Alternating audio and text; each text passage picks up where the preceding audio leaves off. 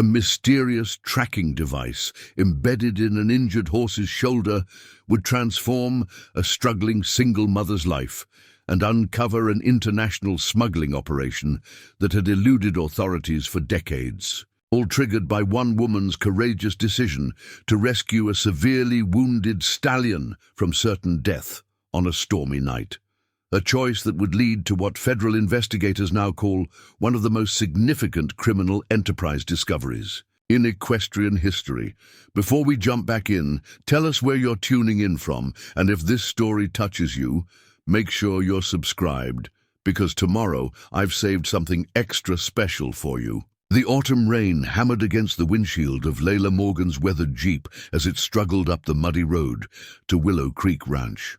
The wipers, long overdue for replacement, smeared more mud than they cleared, forcing her to lean forward, squinting through the hazy view.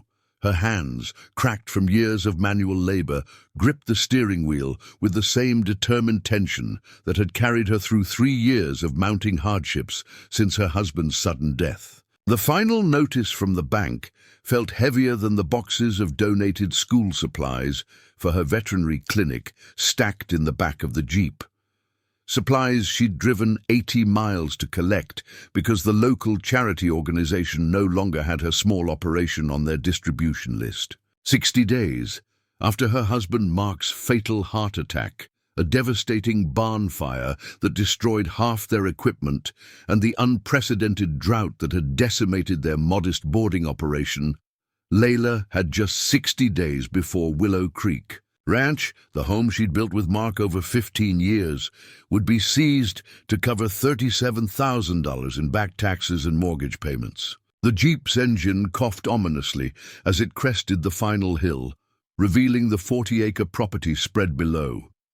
The once vibrant pastures now lay dormant, the small riding arena partially dismantled after selling the lumber to cover last month's utilities. The blue farmhouse, with its wraparound porch where she and Mark had spent countless evenings watching the sunset, now showed peeling paint and a partially collapsed gutter, another repair she couldn't afford. Even the majestic willow tree that had given the ranch its name, planted by Mark's grandfather when he first purchased the land in 1952, seemed to droop more heavily than usual under the punishing rainfall. Leila parked beside the smaller of the two barns, the one that had survived the fire. Its faded red paint was chipping away, exposing weathered wood beneath. Yet another maintenance task pushed to a list of impossibilities. The sound of the sputtering engine finally dying was punctuated by a flash of lightning that illuminated the entire property in harsh white light, followed by a rumble of thunder that perfectly matched Leila's mood. 12-year-old Sophie burst from the farmhouse, her yellow raincoat hastily thrown over her shoulders, her dark curly hair already plastered to her face from just seconds in the downpour. Even at her young age, Sophie carried herself with a maturity born of necessity. Since Mark's death, she'd stepped into roles no child should have to assume: part-time stable hand, unofficial veterinary assistant, and emotional anchor for her mother. Leila watched her daughter's expression brighten momentarily before recognizing the defeated slump of her mother's shoulders. "The bank still won't extend the loan?" Sophie asked, already knowing the answer as she helped unload the donated supplies, her slender frame straining under weights that would have challenged many adults. Leila didn't sugarcoat the reality. They'd long since passed the point where protective lies served any purpose. 60 days before foreclosure, she confirmed, her voice steady despite the devastation the words represented. "Unless we can come up with enough to cover the back payments and taxes."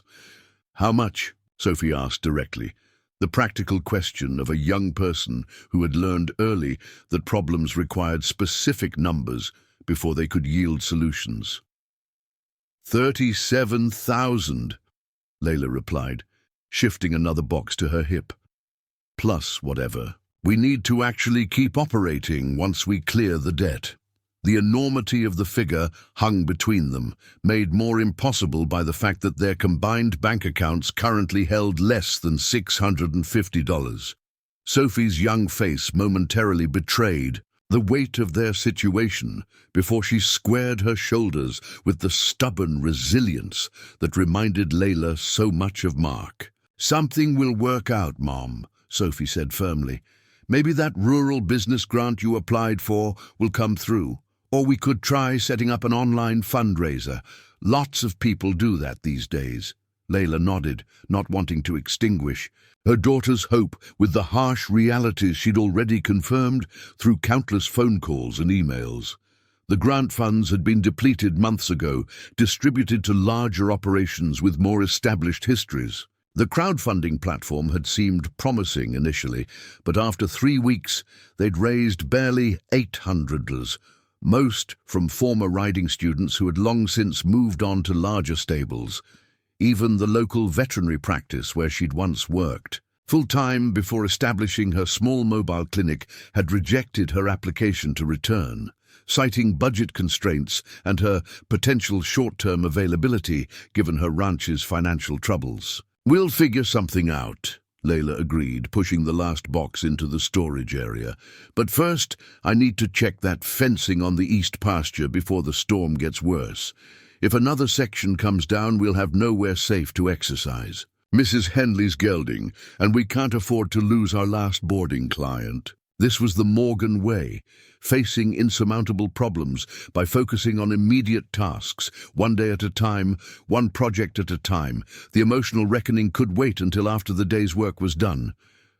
"Dr. Watkins called while you were gone," Sophie said as they made their way toward the house, shoulders hunched against the driving rain. "He said Daisy's blood work came back normal, so the Johnsons can stop the antibiotics." Preparing and narrating this story took us a lot of time. So if you are enjoying it, subscribe to our channel. It means a lot to us. Now back to the story. The small victory brought a momentary smile to Leila's weather-beaten face. Her modest mobile veterinary practice focusing on smaller farms and rescue animals had been their primary income since Mark's death. But even that had dwindled as clients sought more comprehensive services from larger practices with better equipment. Inside the farmhouse, warmth from the wood stove, their primary heat source since cutting back on propane costs, offered temporary relief from the chill. The interior of the century-old home told the story of their decline in subtle ways. Empty, spaces on walls where artwork had been sold, worn furniture carefully maintained rather than replaced, the careful patching of curtains and upholstery. What remained spoke to priorities. Family photographs still held places of honor, Sophie's academic awards and riding ribbons lined the hallway, and Mark's collection of hand-carved wooden horses maintained their prominent position on the mantel. Leila had just started sorting through the day's mail, mostly bills and final notices, when her phone rang. The sound was so unexpected that both she and Sophie stared at the device momentarily. Few people called these days. Good news had become scarce enough that the phone rarely brought anything but additional complications. "It's Dr. Nakamura," she said with surprise, referring to the county's animal control veterinarian. Hiro Nakamura had been a classmate of Leila's in veterinary school before choosing public service over private practice. He had remained a supportive colleague even as Leila's financial situation had forced her to scale back her practice to barely sustainable levels. Leila answered, automatically adopting the professional tone she used for business matters. "Hiro, what can I do for you?" Dr. Nakamura's voice carried the urgency of a professional crisis. "Leila, I've got an emergency situation. Highway Patrol just brought in an injured stallion found wandering along Route 16 near the old quarry. He's badly hurt, probable vehicle collision, but showing remarkable resilience. He needs immediate care and housing beyond what the county shelter can provide, and we're already overcrowded with the animals from that hoarding case last week." Leila's stomach sank. Another mouth to feed was the last thing they needed. "Hiro, you know our situation. We can barely keep our remaining animals fed right now. I know, Leila, and I wouldn't ask if I had other options. The genuine regret in his voice was evident. But this horse, there's something unusual about him. Despite severe injuries, his conformation suggests exceptional breeding. If we can save him, he might actually be valuable enough to help with your situation. Leila sighed, rubbing her temple where a stress headache was forming. Every hard luck case seems unusual to you, hero. This is different, he insisted, an uncharacteristic excitement breaking through his professional demeanor. I've worked with thousands of horses, Leila. This one, his bone structure, muscle development, even the shape of his head, suggests serious racing stock, possibly European. Despite being half-starved and injured, his physiological markers are extraordinary. At minimum, I can guarantee all medical costs covered through the county's emergency fund. All I need is your boarding space and basic care. Leila hesitated, torn between practical financial concerns and her lifelong dedication to animal welfare. A dedication that had sometimes frustrated Mark, who'd occasionally suggested her compassion might be their financial undoing. How badly? Is he hurt? Substantial lacerations along his right side, possible shoulder injury, severe dehydration and malnutrition. But his will to survive is extraordinary. I've rarely seen such determination in an injured animal. There was something in Hero's voice beyond professional assessment, a sense that this particular horse mattered in ways he couldn't fully articulate. Looking up, Leila caught Sophie's expression, that mixture of hope and determination that had kept them going through each previous crisis. Her eyes practically pleaded with her mother, the animal lover in her unable to contemplate refusing refuge to a creature in need, regardless of their own circumstances. "Mom," she whispered, hand covering the phone's microphone, "we still have that empty stall in the back barn, the one we were saving for." She didn't need to finish. They both knew the stall had been kept vacant in the irrational hope they might someday earn enough to buy back Thunderclap, Mark's beloved Appaloosa, sold 8 months after his death when the feed bills became unmanageable. A hope that grew more impossible with each passing month. Leila knew before speaking what her answer would be. Some values couldn't be compromised, even when facing financial ruin. The Morgans had always been known for 3 things in Mapleton County: their stubbornness, their work ethic, and their willingness to help a creature in need, human or animal. "Bring him over," she said finally. "We'll make space in the back barn. But Hero, I'm serious. We can't afford any additional expenses right now, not even extra feed." "Understood," he replied, relief evident in his voice. "I'll bring a month's supply of specialized feed and all necessary medications. The county's emergency fund will cover ongoing treatment. I'll be there within the hour." As she ended the call, Sophie was already moving toward the door, purpose replacing the dejection that had shadowed her moments earlier. "I'll prepare the stall and get the emergency medical kit ready." Leila nodded, watching her daughter hurry. Across the muddy yard, her movements energized by the prospect of helping a creature in greater distress than themselves. This was another Morgan trait, finding strength in providing help rather than receiving it. She decided the fence repair could wait an hour while they prepared for the injured horse's arrival. The back barn, smaller and older than the main structure that had partially burned, had been Mark's grandfather's original stable. Its construction was superior, with hand-hewn oak beams that had weathered decades of storms without complaint. It housed only 2 animals now, a gentle quarter horse named Patience that served as Sophie's riding mount and lesson horse for the few students they still had, and an elderly donkey called Oliver that had been Mark's first rescue animal 20 years earlier. The vacant stall at the far end had been meticulously maintained despite its emptiness, fresh straw regularly replaced, water trough kept clean, walls periodically scrubbed. Leila had sometimes wondered if this small act of preservation represented their collective refusal to fully accept how much they had lost. a symbolic space kept ready for the return of better days. Sophie was already spreading fresh bedding. When Leila entered, her movements efficient despite the excitement evident in her expression. "Do you think he's really valuable, like Dr. Nakamura said, or just another rescue case?" "Hiro doesn't usually exaggerate about animals," Leila acknowledged, checking the stall's gate hinges for stability. "But valuable is relative. A prize. Bull is valuable to one farmer and worthless to another who raises sheep. Let's not get ahead of ourselves." Still, Sophie persisted, arranging medical supplies on a small shelf with practiced efficiency. "If he really is from racing stock, that could mean something, right? Maybe there's a reward for his return, or breeding rights could be worth money." Leila recognized the dangerous spark of hope in her daughter's eyes, the same spark that had appeared with each potential solution to their financial crisis, only to be extinguished by subsequent disappointment.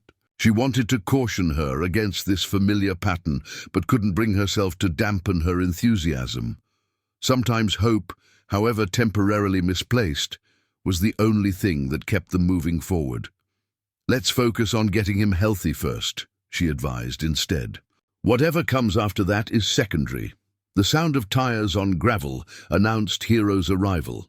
Through the barn door, they watched his county truck carefully navigating the muddy drive, followed by an animal control trailer emblazoned with the county's logo. The continued downpour had transformed the farmyard into a treacherous mix of puddles and mud, adding another complication to an already challenging transfer. Hiro emerged first, dressed in practical veterinary coveralls, his black hair tucked beneath a waterproof cap, medical case in hand. Despite the circumstances, Leila felt the familiar small uplift seeing her old friend, one of the few connections to happier times that remained in her life. At 43, Hiro carried himself with the confidence of someone who had found his true calling, his movements purposeful and direct.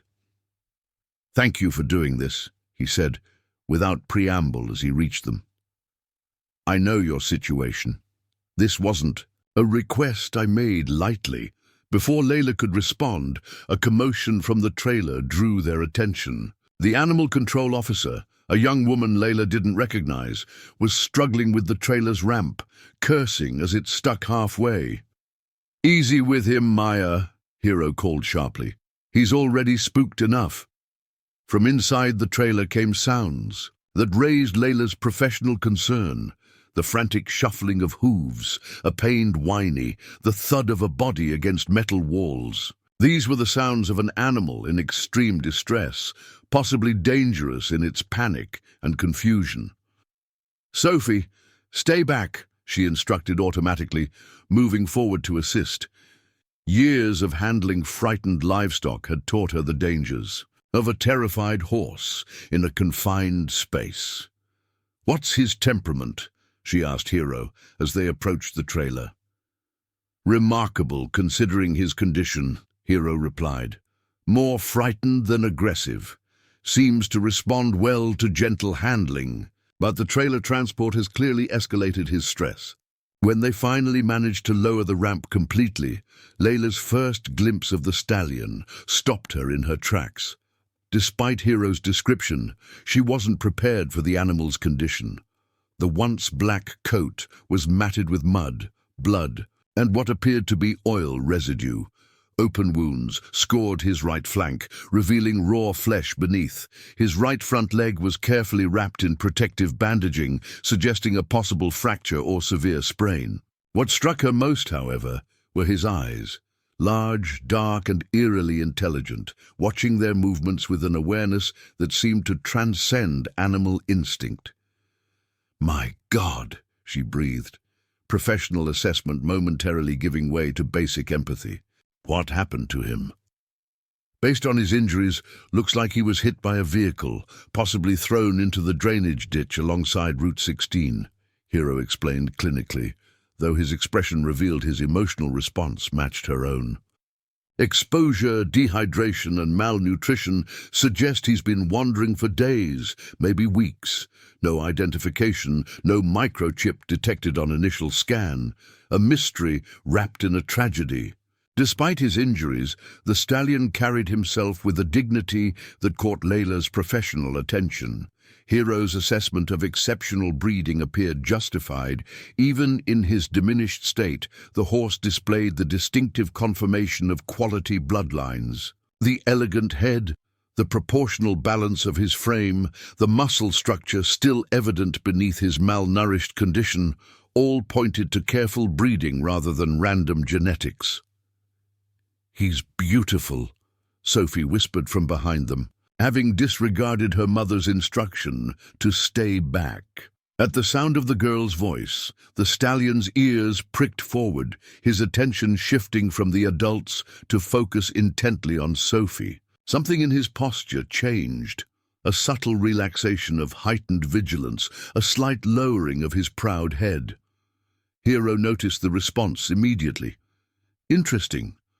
That's the first positive reaction he's shown to anyone besides me. Your daughter might be our secret weapon in rehabilitation, Leila." Getting the injured animal from the trailer to the stall presented a significant challenge. His reluctance to put weight on the injured leg made each step a painful deliberation. Leila and the animal control officer positioned themselves on either side, providing support without forcing movement, while Hero monitored the stallion's medical stability during the transfer. What surprised them all was Sophie's natural instinct for calming the frightened animal.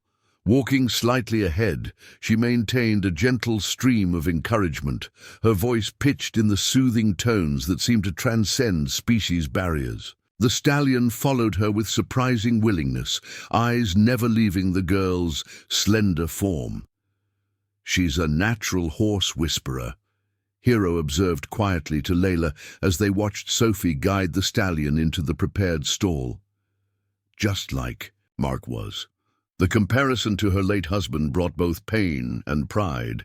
Mark had indeed possessed a remarkable affinity for animals, especially horses. It was how they had initially connected during veterinary school, both drawn to equine medicine and rehabilitation. Seeing that same gift in their daughter created a bittersweet connection across the years.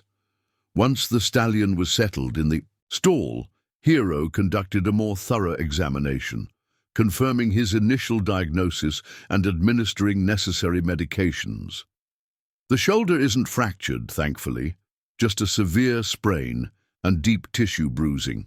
The lacerations are concerning, but show no sign of infection yet. His blood work shows severe anemia and electrolyte imbalances consistent with starvation and dehydration. As Hero worked, Leila contemplated the financial implications of their good deed. While the veterinarian had promised to cover medical expenses, the reality of another animal on their struggling ranch remained problematic. Feed costs alone would strain their meager resources, not to mention the time and energy required for proper rehabilitation. Yet, watching Sophie's gentle interaction with the injured stallion, she couldn't bring herself to regret their decision.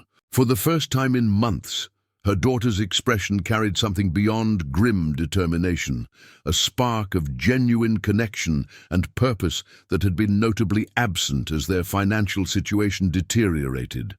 The animal control officer departed once transfer paperwork was completed, leaving Hero to finish treatment protocols and provide Leila with detailed care instructions. As he packed specialized feed, medications, and treatment supplies into the barn's storage area, he elaborated on his unusual certainty about the stallion's potential value.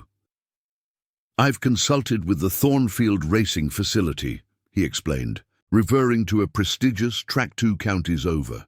"This horse has all the physiological markers of top-tier racing stock: the muscle fiber density, cardiovascular efficiency, the leg-to-body ratio, all classic indicators of speed breeding. The lab tests show unusually high red blood cell count and mitochondrial density, even in his compromised state." He hesitated before continuing. There's something else about him I can't quite define. Something in his conformation that looks foreign, not typical American thoroughbred lines. If I had to guess, I'd say there's European breeding, possibly Irish or Spanish influences. Leila appreciated her friend's attempt to frame their charity as potential investment, but remained realistic. And if no owner comes forward to claim him, if he's just another abandoned animal when times got tough? Hero's expression turned thoughtful. Then you've potentially got a valuable breeding prospect, or even a competition candidate after rehabilitation.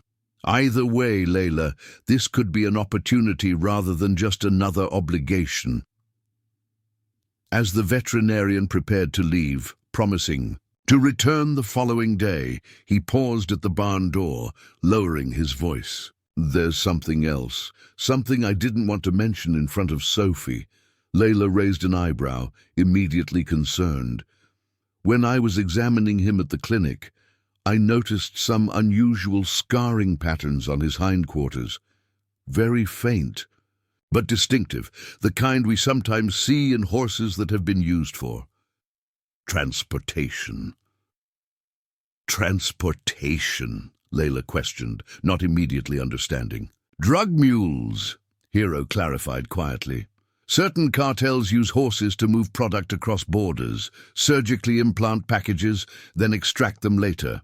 The scarring pattern is subtle, but consistent with what Border Patrol veterinarians have documented. The implications sent a chill through Leila that had nothing to do with the rain. You think he was used to smuggle drugs? It's just a theory, Hero cautioned. But I've sent photographs to a colleague at the Border Patrol Veterinary Unit. If they confirm my suspicions, we might need to notify federal authorities. It could explain why such a valuable animal was wandering injured. Perhaps he escaped during a transfer or was abandoned after serving his purpose. This additional complication cast their rescue in an entirely new light. Beyond the challenge of rehabilitating an injured animal, they might be harboring evidence in federal crimes. What should we do? Leila asked, practical concerns immediately surfacing. For now, nothing changes, Hero advised. Treat his injuries, help him recover. My colleague will get back to me within a few days. If there's reason for federal involvement, I'll handle those communications. No need to alarm Sophie with speculations.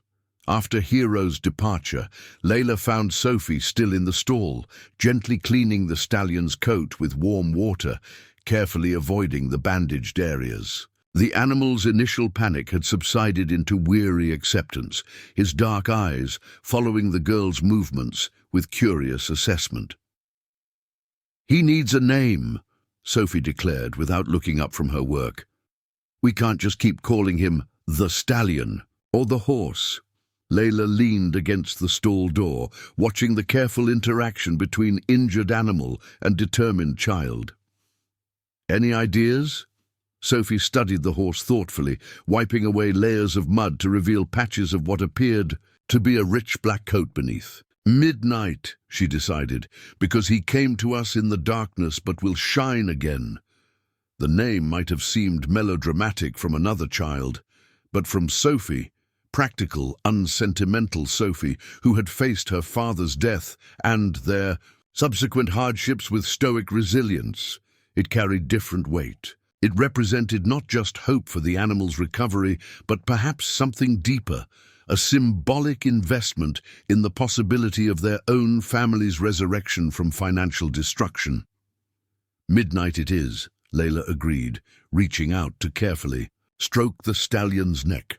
The animal tensed momentarily at her touch before relaxing, seemingly assessing her as trustworthy despite his obvious mistreatment. As darkness fell across Willow Creek Ranch, Leila finally returned to the house, leaving Sophie to complete Midnight's evening care. The east fence line remained unrepaired, another task added to tomorrow's already overwhelming list. Alone in the kitchen, Leila reviewed their financial situation once more, adding columns of figures that refused to balance no matter how she adjusted them.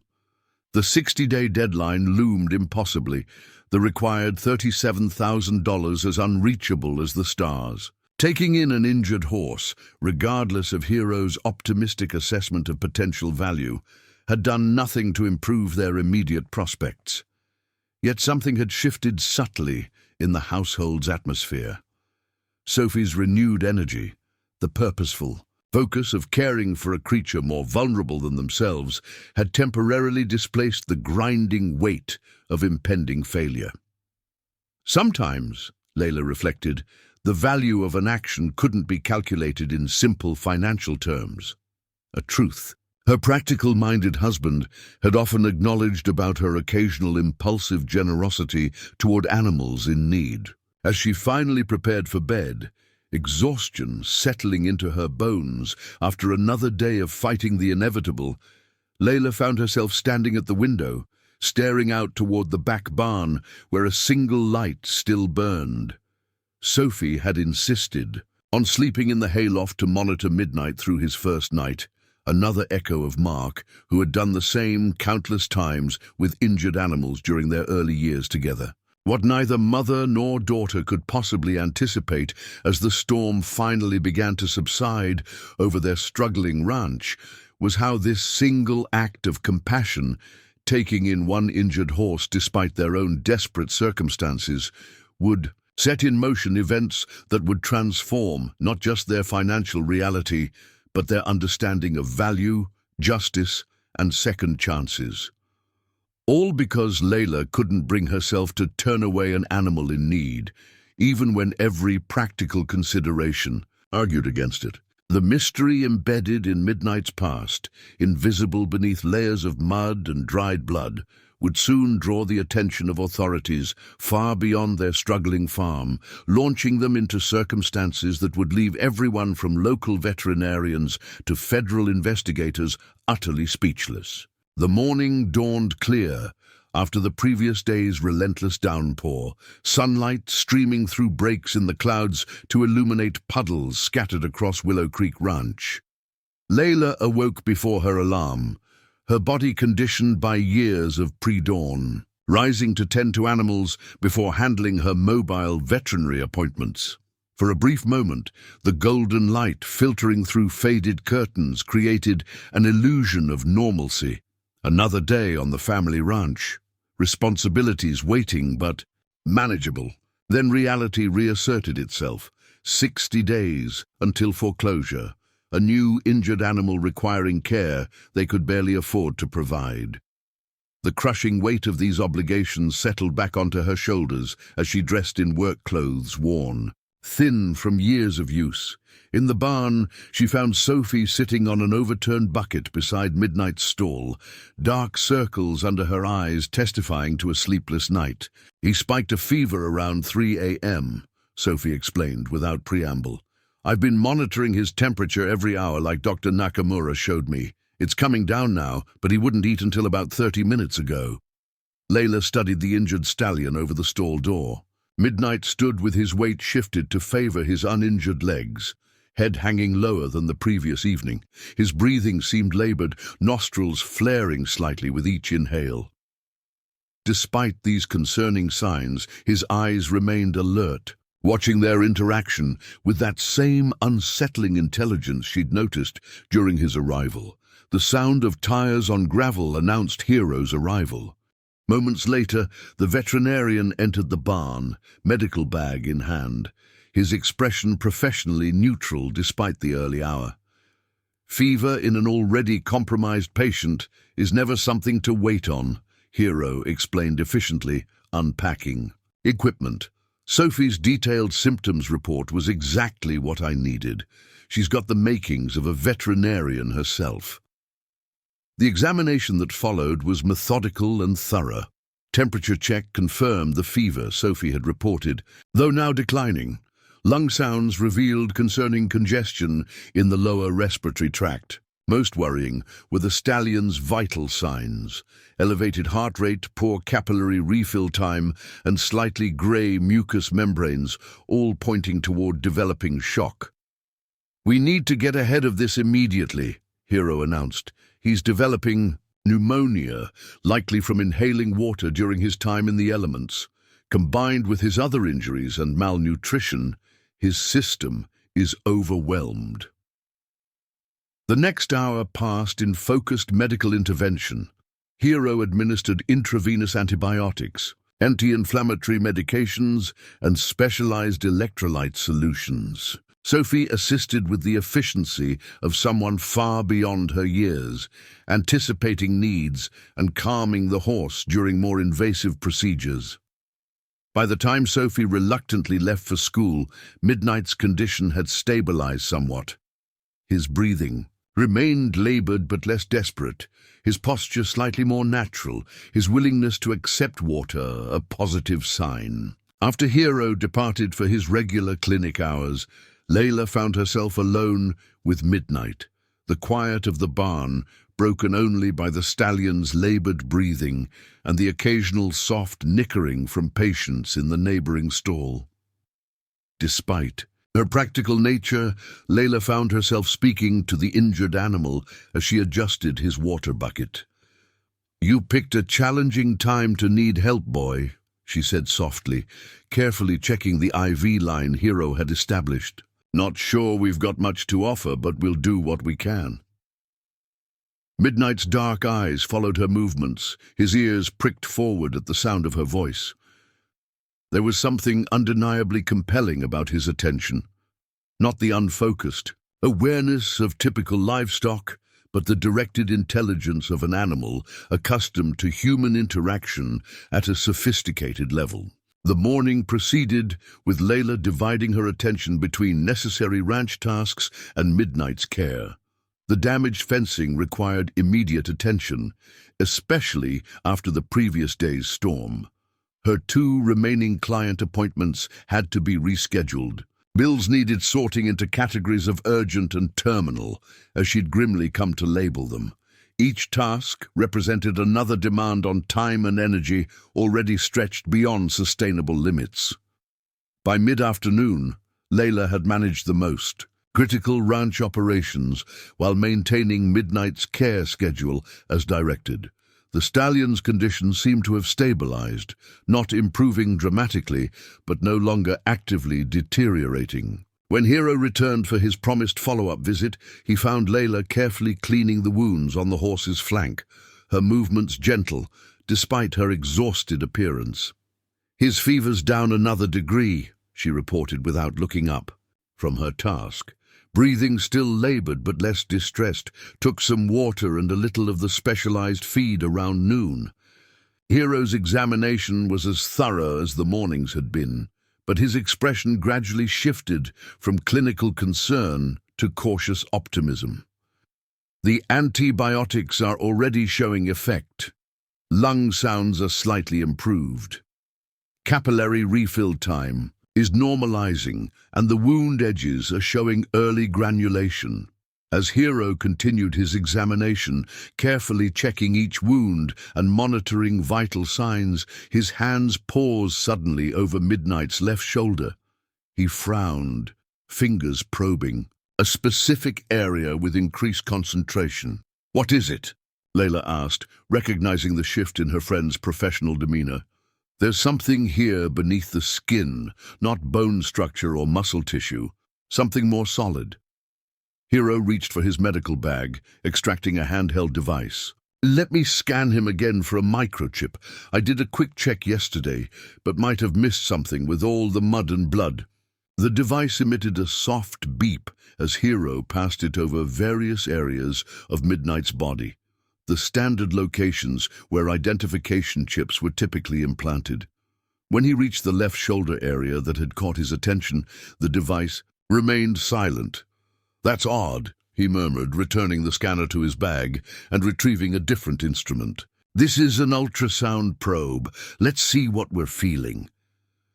After several adjustments and repositioning, he stared at the small screen with increasing perplexity. There's definitely something there. Not organic, too uniform in density.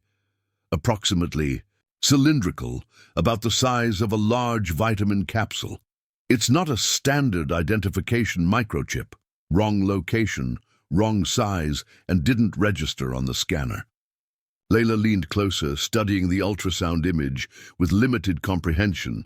Something embedded accidentally, maybe from the accident? Hero shook his head slowly. The tissue around it shows complete healing, no recent trauma. This was deliberately placed there some time ago. He continued examining the mysterious object from different angles. I've never seen anything quite like it. Almost looks like. But that wouldn't make sense. Like what? Leila prompted when he didn't continue. Like a specialized tracking device, Hero finished reluctantly, but far more sophisticated than typical livestock identification technology. This looks more like something you'd see in military applications or high-security tracking. The implication hung between them, too outlandish to be immediately embraced, yet too intriguing to dismiss. Leila studied Midnight with renewed assessment, trying to reconcile the injured, malnourished animal before her with Hero's suggestion of sophisticated surveillance technology. If he's carrying military-grade tracking technology, why was he wandering injured on a county road? She asked practically. Wouldn't someone be searching for him? That's the question, isn't it? Hero agreed. Valuable assets don't typically disappear without extensive search efforts. Something doesn't add up here. The mystery added another layer of complexity to their already complicated situation. Leila had agreed to shelter an injured animal out of basic compassion and loyalty to an old friend. The possibility that Midnight might represent something more significant, potentially valuable, but also possibly problematic, created new considerations. Hero continued organizing treatment supplies while providing detailed care instructions. The antibiotics need to be administered every 6 hours. Watch for changes in respiratory rate or increased nasal discharge. The thermometer readings should be logged on this chart. What should we do about this implant? Leila asked, the practical veterinarian seeking clear direction. Hero considered the question thoughtfully. First, continue the medical treatment. That's non-negotiable regardless of his origins. Second, I'd like to document this unusual implant properly and consult with some colleagues who might recognize the technology. Third, we should be prepared for the possibility that someone might come looking for him. You think that's likely? Leila asked, instinctively glancing toward the ranch's entrance, as though expecting immediate arrival of claimants. I honestly don't know, Hero admitted, but if this is what I think it might be, Midnight isn't just any injured horse. He could be connected to classified operations, international smuggling, or other high-stakes enterprises. Those worlds operate by different rules than ordinary animal care. Keep this between us for now, Leila decided after consideration. No point speculating until we have more information.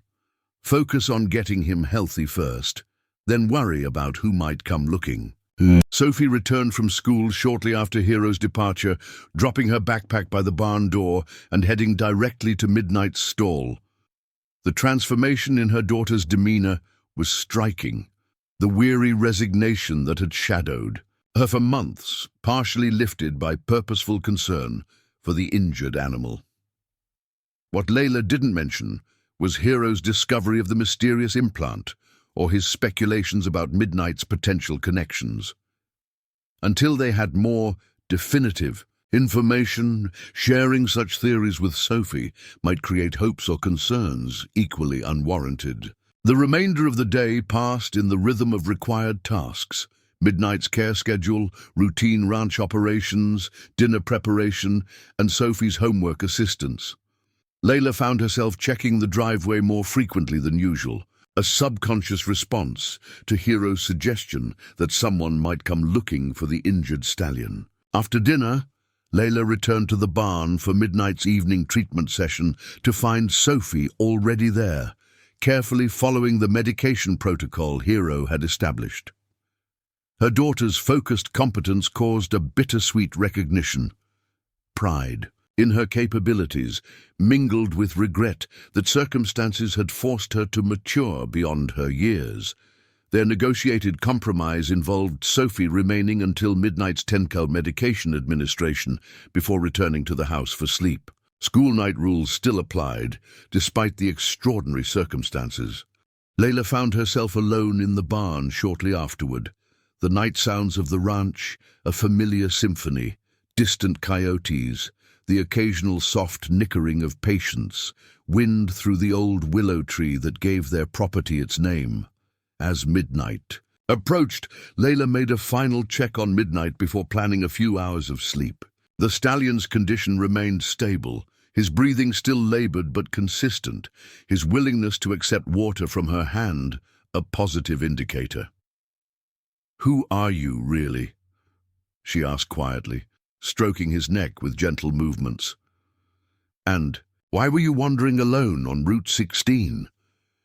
Midnight's dark eyes regarded her without answers, though his ears flicked forward at the sound of her voice. Whatever secret he carried, in his bloodline, in the mysterious implant, in the circumstances of his abandonment, remained hidden behind that intelligent gaze. Leila settled onto the hay bale Sophie had vacated, planning a brief rest before Midnight's next medication schedule at 2 a.m. Despite her intention to remain alert, exhaustion from the day's physical demands, combined with the emotional strain of their precarious circumstances, pulled her toward sleep. The sound that woke her came from outside, tires on gravel and an engine idling briefly before cutting off. Leila checked her watch, 3:24 a.m. Far too early for any routine visitor, too late for even emergency veterinary calls. Instantly alert, she moved to the barn door, easing it open enough to observe the farmyard without being immediately visible. A black sedan with government plates had parked near the house, its headlights extinguished. The vehicle's official appearance and unmarked style suggested law enforcement rather than casual visitor. As Leila watched, the driver's door opened, and a woman emerged. Tall, professionally dressed despite the hour, moving with the confident precision of someone with authority rather than hesitation. She was followed by a man in similar professional attire, his bearing suggesting military training despite the civilian clothes. Before Leila could determine an appropriate response, the visitors approached the house directly, the woman's hand moving to what appeared to be a badge case on her belt. When they reached the door, the woman knocked firmly, the sound carrying across the quiet property. The unexpected development created immediate confusion. Federal agents didn't typically appear at private residences at 3 a.m. without serious cause. Leila's mind immediately connected their arrival to Hero's concerns about Midnight's mysterious implant and possible criminal connections. Concern for Sophie propelled Leila toward the house, protective instinct momentarily overriding caution about confronting federal authorities without understanding their purpose. As she crossed the muddy farmyard, lights illuminated inside the house, suggesting Sophie had been awakened by the knocking. Leila quickened her pace, determined to reach her daughter before she interacted with the unexpected visitors. She entered through the kitchen door to find Sophie standing uncertainly in the hallway, still in her pajamas, while the woman showed identification through the partially opened front door. "Sophie, I've got this," Leila called, moving quickly to the door. Her daughter's relief was visible as she stepped back, allowing her mother to take control of the situation. Leila opened the door fully to find the woman holding up credentials that identified her as Special Agent Diana Reeves, Department of Homeland Security. Her companion's identification showed him to be Agent Marcus Bell from the same agency. "Dr. Leila Morgan?" Agent Reeves asked, her tone professional rather than accusatory. "Yes," Leila confirmed, fighting to keep her voice steady, despite the adrenaline coursing through her system. "Can I help you?" "It's rather late for a house call." "I apologize for the hour, Dr. Morgan," Agent Reeves replied with unexpected courtesy. "We're here regarding an animal you recently took into your care, a black stallion found on Route 16 yesterday.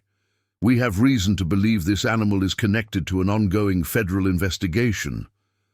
The confirmation of Hero's suspicions created immediate unease, though Leila maintained a calm exterior. The horse was brought to me by Dr. Hiro Nakamura, the county veterinarian, for emergency medical care. He's currently in critical but stable condition. Agent Bell spoke for the first time, his tone measured but authoritative. We need to examine the animal immediately. The tracking device he's carrying contains information critical to national security. Leila's protective instincts, both for the injured animal and for her daughter, surged forward. The stallion is under intensive veterinary care for multiple life-threatening conditions. Any disruption to his treatment protocol could compromise his survival. Agent Reeves's expression softened slightly, suggesting genuine concern rather than bureaucratic indifference. We understand the animal's welfare is a priority, Dr. Morgan. We're not here to interfere with necessary medical treatment. We simply need to extract data from the embedded device and document the animal's condition. Sophie had moved closer. During this exchange, her expression revealing both fear and fascination at the unfolding situation. Mom, what's happening? What do they want with Midnight? The girl's use of the name created a momentary shift in the agent's demeanor, a subtle exchange of glances that suggested the name held significance beyond simple identification. You've named him Midnight? Agent Bell asked, his tone carefully neutral, despite the apparent interest in the detail. Yes, Sophie answered before Leila could intervene, because he came to us in the darkness but will shine again. Something in the poetic explanation seemed to resonate with Agent Reeves, her professional demeanor softening further. That's a fitting name considering his circumstances. Leila placed a protective arm around Sophie's shoulders. Perhaps we could continue this conversation while I check on his condition. He's due for medication, and any delay could compromise his treatment. The agents agreed, following Leila and Sophie across the moonlit farmyard to the barn. The contrast between their polished government appearance and the weathered agricultural setting created visual dissonance that mirrored the surreal nature of the situation. Inside the barn, Midnight's condition commanded immediate attention. The stallion had risen despite his weakness, standing alert, with ears forward as though anticipating their arrival. His reaction to the agents was striking, immediate recognition rather than the wariness typically shown to strangers. "Hello, Shadow," Agent Reeves said softly, using a name that confirmed Leila's suspicions about the horse's significant past. The stallion's immediate response, a soft nickering and step forward despite his injuries, demonstrated clear familiarity. "His real name is Shadow?" Sophie asked, confusion evident in her voice. Agent Bell nodded, his expression revealing genuine connection to the animal. "Shadow has been part of a specialized program for the past 4 years. His disappearance 3 weeks ago triggered a multi-agency search operation." Leila moved to check Midnight's or Shadow's vital signs, professional responsibility overriding curiosity about the unfolding revelations. His fever's up again. The respiratory infection is still compromising his oxygen levels. Whatever you need to do needs to happen quickly and with minimal stress to him. Agent Reeves nodded, extracting specialized equipment from a case she'd brought from the car. "This will only take a few minutes.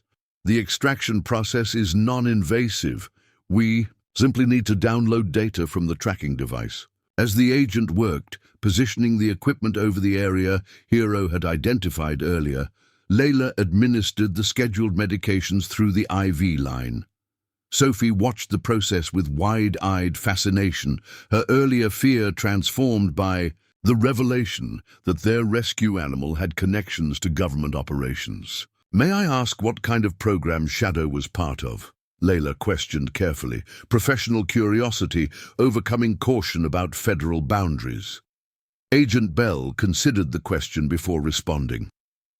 Shadow is part of the Equine Border Security Initiative, a classified program utilizing specially trained horses for patrol in remote border areas inaccessible to vehicles or too rugged for standard operations. His tracking implant contains movement data from regions under surveillance for specialized smuggling operations.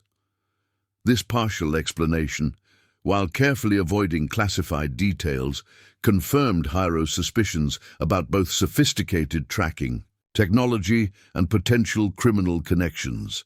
What remained unclear was how such a valuable asset had ended up injured and abandoned on a rural highway. Agent Reeves completed the data extraction, her expression reflecting satisfaction with the results. "We've got it.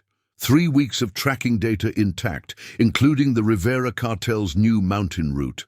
This could potentially close down their entire eastern operation."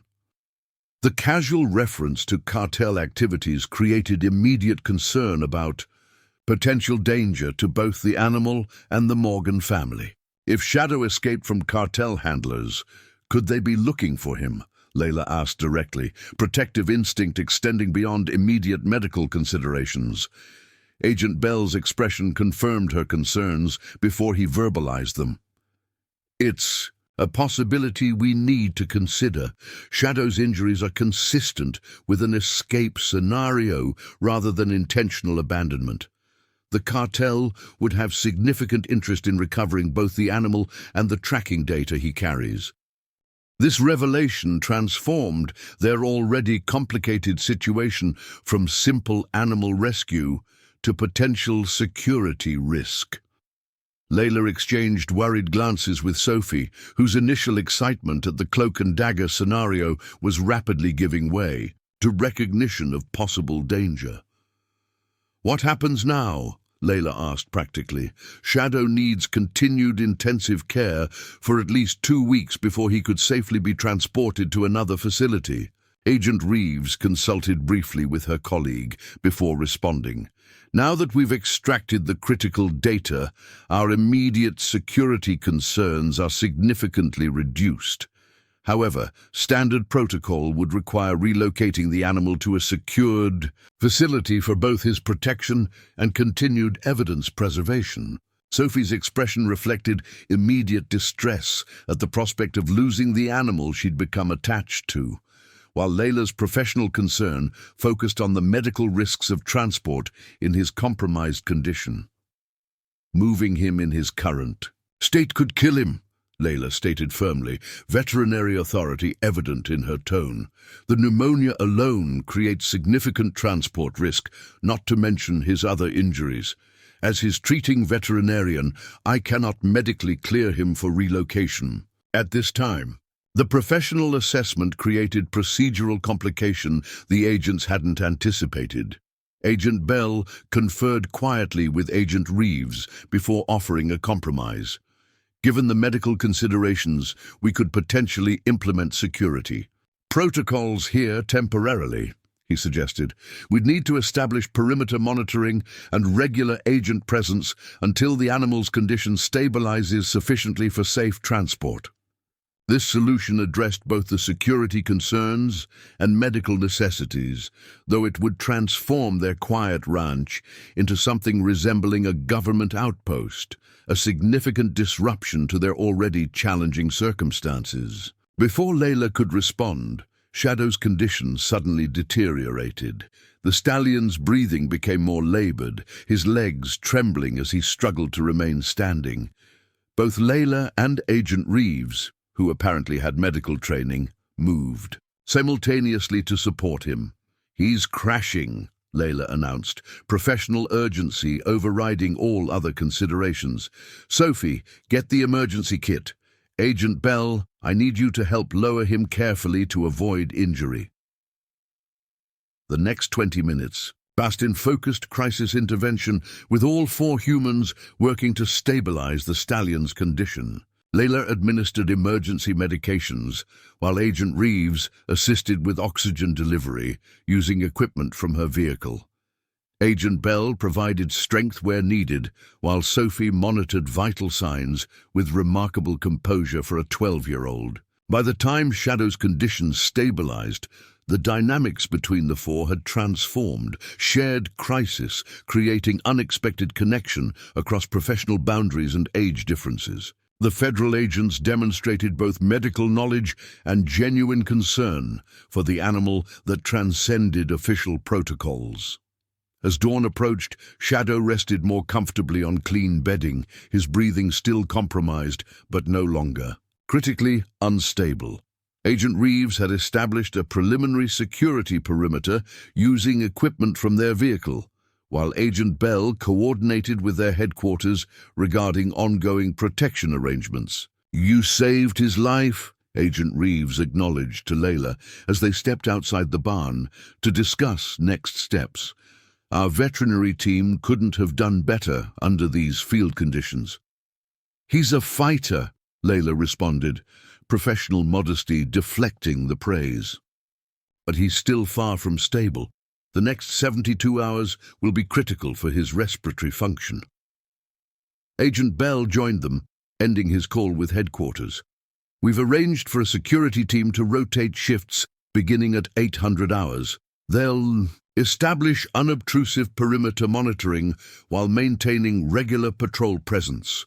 Dr. Morgan, you and your daughter will receive temporary security clearances to allow continued care responsibilities while maintaining protocol compliance."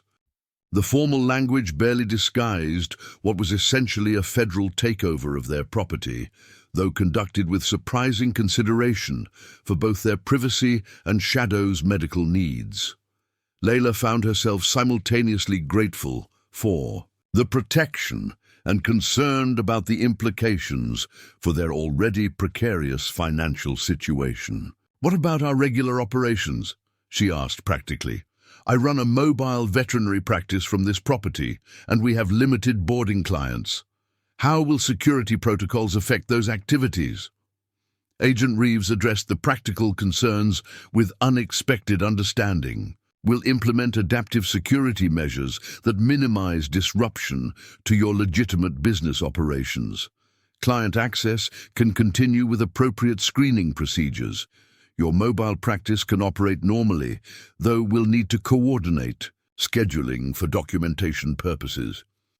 As they discussed logistics, Sophie emerged from the barn, exhaustion evident in her young face despite the excitement of the extraordinary situation. "Shadow's resting," she reported with the precision of someone who understood the importance of accurate medical updates. "His breathing is easier since the last medication, and his temperature is down 1/2 a degree." Agent Bell checked his watch. "The security team will arrive in approximately 3 hours. You should both try to get some rest before then. We'll maintain watch over Shadow." The suggestion of rest seemed almost absurd, given the adrenaline still coursing through Leila's system from both the medical crisis and the revelation of Shadow's significant background. Yet exhaustion pulled at her consciousness, the cumulative effect of stress, physical exertion, and emotional upheaval threatening to overwhelm her professional composure.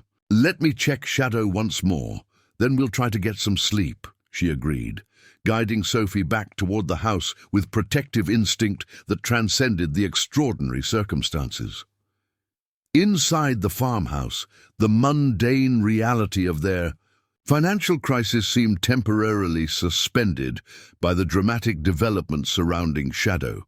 The foreclosure notice still sat on the kitchen counter, but its looming deadline suddenly seemed less immediate against the backdrop of federal investigations and cartel connections. As Sophie finally settled into bed, her young mind struggling to process the night's events, she asked the question that had been forming since the agent's arrival. "Mom, what happens when Shadow gets better? Will they take him away?" The question carried layers of meaning beyond simple animal attachment. In the brief time since midnight, now Shadow had arrived. He had become symbol of possibility and purpose for a family desperately in need of both. His uncertain future mirrored their own, creating emotional investment that transcended rational assessment. "Let's focus on getting him healthy first," Leila answered, echoing her earlier advice with new significance. "Everything else will sort itself out." As she finally lay down for a brief rest before the security team's arrival, Leila's thoughts raced with the implications of the night's revelations. The injured horse they had taken in out of compassion had transformed their struggling ranch into nexus of federal security operations and potential cartel interest, a development that created both unprecedented danger and unexpected opportunity. What remained unclear as she drifted into exhausted sleep was how these extraordinary circumstances might affect their impending financial crisis. The foreclosure clock continued its relentless countdown despite the dramatic developments, creating unsettling parallel between Shadow's uncertain medical prognosis and their farm's precarious future. The morning sun would bring federal security teams, potential cartel threats, and continued struggle for Shadow's survival. Complications far beyond what Leila had anticipated when agreeing to shelter one injured horse. Yet beneath these challenges lay possibility of connection to resources and opportunities previously unimaginable for a struggling single mother facing imminent financial collapse. Shadow's mysterious past and uncertain future had become inextricably linked with their own, creating unexpected alliance that would test both their resilience and their capacity for hope in the face of mounting challenges. Leila woke to the sound of unfamiliar voices outside her window. For a moment, disorientation clouded her thoughts before the events of the night rushed back. The federal agents, Shadow's medical crisis, the revelation of criminal connections that had transformed their simple act of compassion into something far more complex. The digital clock beside her bed showed 7:42 a.m. She had slept barely 3 hours, yet adrenaline pushed exhaustion aside as she quickly dressed and checked on Sophie, who remained deeply asleep despite the increasing activity outside. Let her rest, Leila thought. The day ahead would demand resilience from all of them. Outside, Willow Creek Ranch had been subtly transformed. 3 unmarked government vehicles were now positioned strategically around the property. Men and women in casual clothing that couldn't quite disguise their law enforcement training moved with purposeful efficiency, establishing what Agent Reeves had called unobtrusive perimeter monitoring. Agent Bell stood near the main barn, coordinating the security implementation while consulting a tablet computer. He nodded acknowledgement as Leila approached. "Dr. Morgan, I hope we didn't wake you. We're establishing minimal visible presence while maintaining comprehensive coverage. Your routine activities should proceed with limited interference." His professional courtesy didn't quite mask the reality that her small ranch was now effectively a government operation. Leila pushed aside her unease, focusing on her immediate priority. "I need to check on Shadow," she said, already moving toward the back barn where the injured stallion was stabled. Inside, she found Agent Reeves monitoring the horse's condition, alongside a new individual, a man in his 50s, whose bearing suggested both medical training and military background. "Dr. Morgan, this is Dr. James Harrison, our team's veterinary specialist," Agent Reeves introduced. "He's been monitoring Shadow's condition for the past hour." The older veterinarian extended his hand with professional courtesy. "Dr. Morgan, Agent Reeves speaks highly of your emergency intervention last night. Shadow's vital signs have stabilized impressively given his condition." Leila appreciated the respect evident in his tone, acknowledgement of her professional capabilities, rather than federal authorities superseding local expertise. She conducted her own examination, finding Shadow indeed improved from his crisis state. The stallion's breathing remained compromised, but less labored, his temperature reduced, and his eyes more alert and responsive. the antibiotic protocol you established appears effective against the pneumonia, Dr. Harrison observed. I've taken the liberty of supplementing with additional immune support from our field kit, if that meets with your approval. The collaborative approach represented welcome partnership, rather than jurisdictional conflict. Leila reviewed the medications he'd administered, finding them appropriate and potentially beneficial additions to her treatment plan. His cardiovascular status concerns me more than the respiratory infection at this point, she noted, listening carefully to Shadow's heart. There's a slight murmur developing that suggests potential endocarditis secondary to the systemic infection.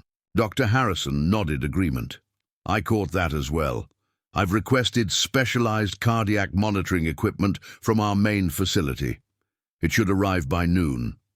As they continued their professional consultation, Sophie appeared at the barn door, her expression transitioning from sleepy confusion to focused concern as she absorbed the increased activity around their property. "Is Shadow okay?" she asked, moving immediately to the stallion's stall with the single-minded focus of a child who had found purpose amid chaos. "He's improved since last night," Leila assured her. "Dr. Harrison has been helping with his care." Sophie studied. The new veterinarian with the direct assessment that occasionally made adults uncomfortable. "Are you going to take Shadow away when he's better?" The straightforward question created momentary tension, highlighting the underlying reality that Shadow remained government property despite their emotional investment in his recovery. "Doctor," Harrison answered with unexpected gentleness, "Shadow's future assignment will depend on multiple factors, including his full recovery and program reassessment. What's certain is that he'll receive the best possible care, thanks in large part to you and your mother." The diplomatic response acknowledged Sophie's concern without making promises beyond his authority. Leila appreciated his honesty with her daughter, respecting her intelligence while maintaining appropriate boundaries around classified information. Agent Reeves's phone vibrated with an incoming message. After checking the screen, her expression shifted to increased alertness. "We have movement on the surveillance perimeter. 2 vehicles observed making repeat passes on the county road within the past hour. Possible reconnaissance activity." The casual reference to potential threat transformed the barn's atmosphere from medical consultation to security operation.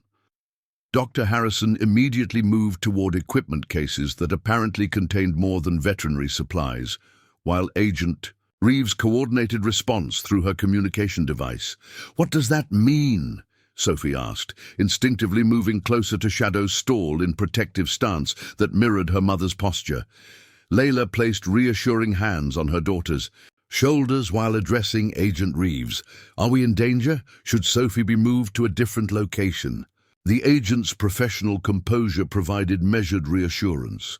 "We have comprehensive security protocols in place.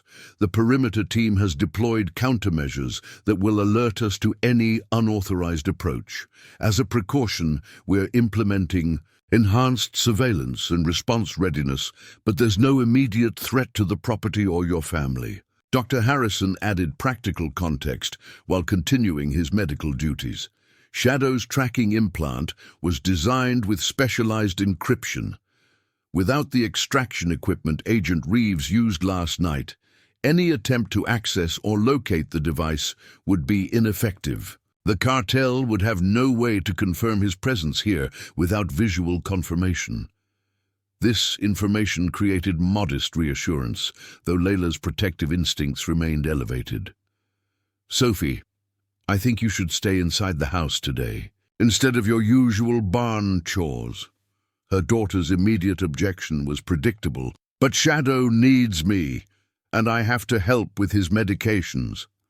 Before Leila could respond, Agent Bell entered the barn, his expression revealing controlled urgency rather than immediate alarm. We've identified the surveillance vehicles. One is registered to Westlake Equestrian Center, owned by Alexander Chambers. The name meant nothing to Leila, but clearly carried significance to the federal agents. Agent Reeves and Dr. Harrison exchanged meaningful glances before Reeves explained.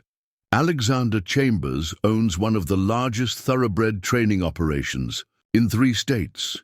His facilities have been under investigation for suspected money laundering and connection to international smuggling operations, though we've never gathered sufficient evidence for prosecution. You think he's connected to Shadow's disappearance? Leila asked, connecting elements of the unfolding situation. Chambers' operation would provide perfect cover for moving valuable assets across state lines without scrutiny, Agent Bell confirmed. Legitimate horse transport contains natural concealment opportunities for contraband. Shadow's tracking data may have captured movement patterns that implicate Chambers' facilities. This revelation added another layer to Shadow's significance beyond the tracking data he carried. If the stallion could physically identify specific locations and individuals connected to smuggling operations, his value as living evidence in federal prosecution would be immeasurable, and his danger from those he could implicate correspondingly elevated. Agent Reeves continued coordinating security response through her communication device, while Dr. Harrison and Leila focused on Shadow's medical needs. Sophie remained stubbornly beside the stallion's stall, her young face set with determination that transcended her years. "I'm staying with Shadow," she declared with finality that reminded Leila strikingly of Mark. "If bad people are looking for him, he needs us even more." The simple statement contained profound truth beyond the immediate security concerns. Shadow's welfare now represented more than medical recovery. It symbolized protection of justice against criminal elements that would sacrifice animals and people alike for profit. Sophie's instinctive recognition of this moral imperative reflected values Leila and Mark had cultivated throughout their daughter's upbringing. "You can stay for now," Leila conceded.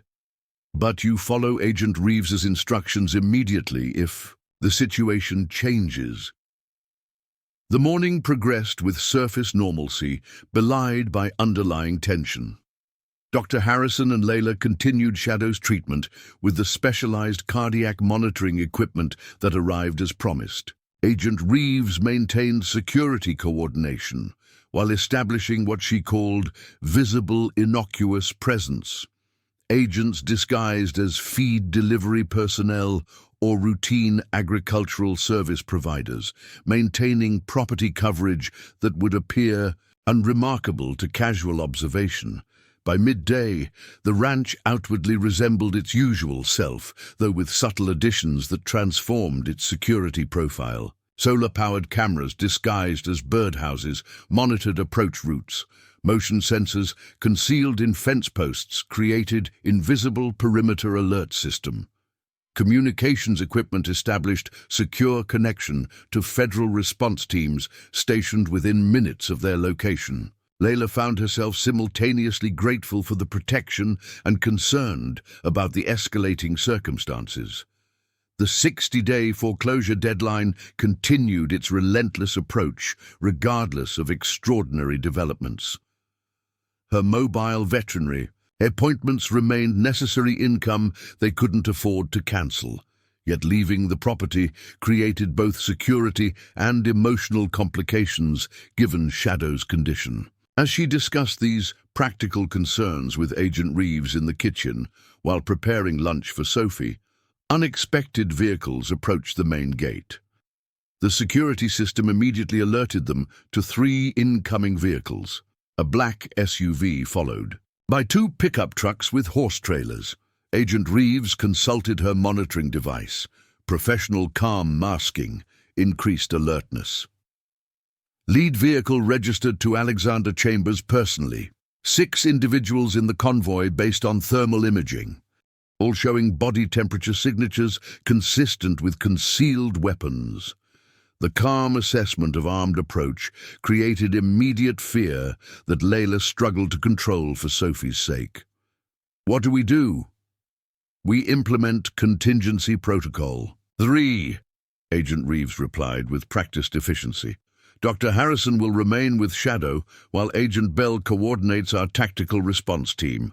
You and Sophie will be relocated to the secure room we've prepared in your basement storage area. Sophie's objection was immediate and vehement. I'm not hiding in the basement while Shadow is in danger. He needs me. Leila understood her daughter's protective instinct while recognizing the necessity of security protocols. Before she could intervene, Agent Reeves addressed Sophie directly, her tone shifting from professional detachment to genuine connection. Sophie, the most important thing you can do for Shadow right now is stay safe. If these people believe they can use you or your mother to get to him, it puts everyone in greater danger. The safest thing for Shadow is knowing you're protected. The strategic reframing, presenting safety compliance as protection for Shadow, rather than herself, resonated with Sophie's priority in a way that direct authority would not have achieved. Her resistance visibly wavered as she processed this perspective. "Can I check on him before we go to the safe room?" she asked, compromise. Replacing outright refusal, Agent Reeves checked her tactical display before nodding. "Quickly, the vehicles are still at the perimeter checkpoint. We have approximately 4 minutes before potential confrontation." They moved swiftly to the barn, finding Dr. Harrison already implementing medical security protocols, gathering essential treatment supplies into portable kits while securing Shadow's monitoring equipment for potential relocation if necessary. Sophie approached the stallion with remarkable composure for a 12-year-old facing armed threat. Her movements were gentle but efficient as she stroked his neck and spoke quietly into his ear. Shadow responded with alert attention, his ears pricked forward and eyes focused on her with unmistakable recognition.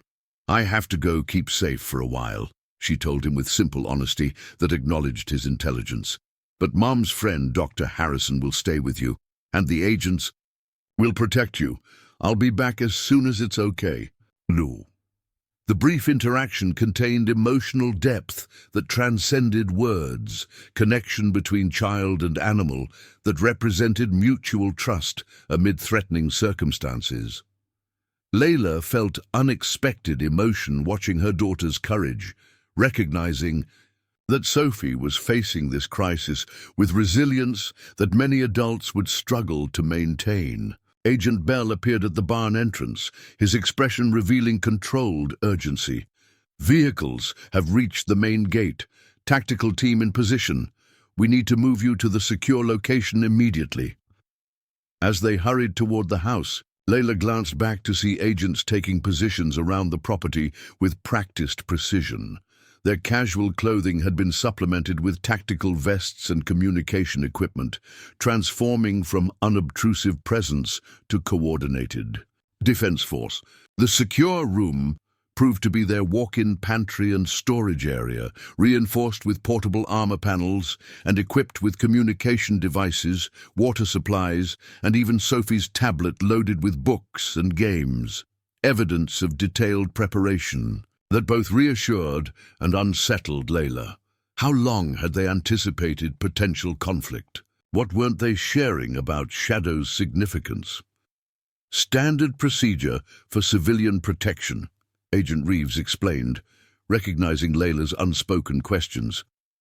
"We implement comprehensive security regardless of threat assessment level. The reinforcement is precautionary rather than expectation." A monitoring screen showed multiple views of the property, including the main entrance where the vehicles had now stopped. From the lead SUV emerged a man whose appearance conveyed wealth and authority without effort. Expensive, casual clothing, confident posture, and the easy command of someone accustomed to deference. Alexander Chambers, Agent Reeves identified. Quietly, owner of Westlake Equestrian Center and suspected financial facilitator for the Rivera Cartel's East Coast operations. Behind Chambers, 4 men exited the pickup trucks, their bearing suggesting security personnel despite their carefully casual appearance. They positioned themselves strategically around the vehicles, maintaining what appeared to be relaxed posture while establishing clear coverage of approach routes. Chambers approached the main house where Agent Bell waited on the porch, presenting the appearance of ordinary property manager rather than federal agent. Their conversation was audible through the monitoring system, the seemingly casual exchange, carrying layers of veiled confrontation beneath surface courtesy. "Good afternoon," Chambers began, his voice cultured and pleasant. "I'm Alexander Chambers from Westlake Equestrian. I understand you recently took in an injured stallion found on Route 16. I believe he may be one of our valuable breeding prospects who escaped during transport 3 weeks ago." Agent Bell maintained his cover identity perfectly, his body language suggesting helpful confusion rather than alertness. The property owner, Dr. Morgan, did mention a rescue horse. "She's currently away on veterinary calls. Perhaps I could take your contact information and have her call you when she returns." Chambers smiled without warmth. "I'd prefer to confirm the animal's identity personally. Thoroughbreds of his caliber represent significant investment.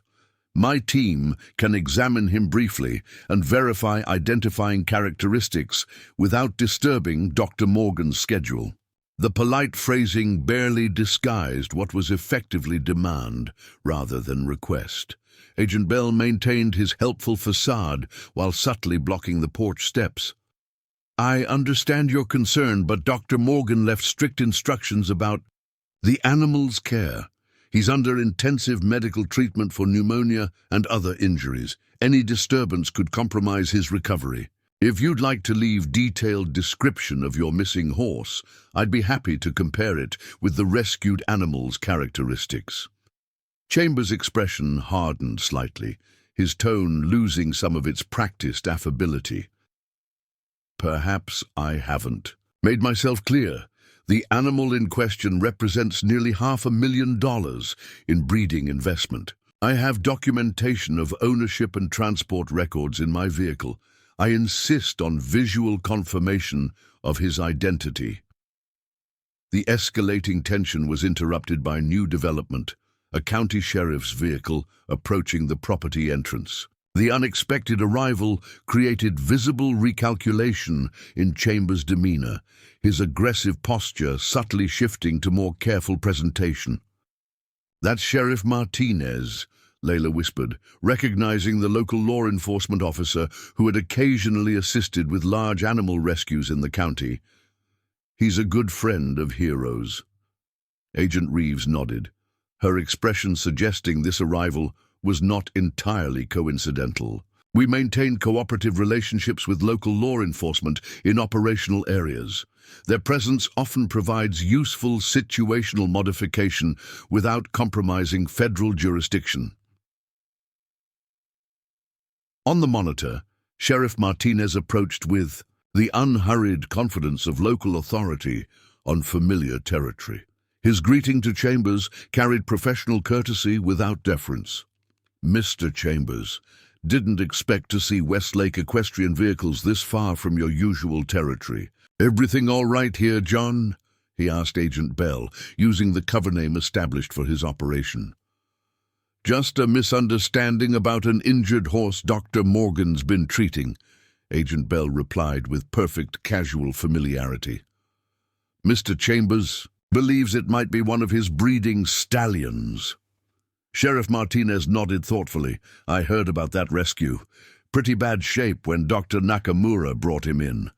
Pneumonia, injuries consistent with vehicle collision, doesn't match the usual condition of Westlake transportation, from what I've seen of your operation, Mr. Chambers."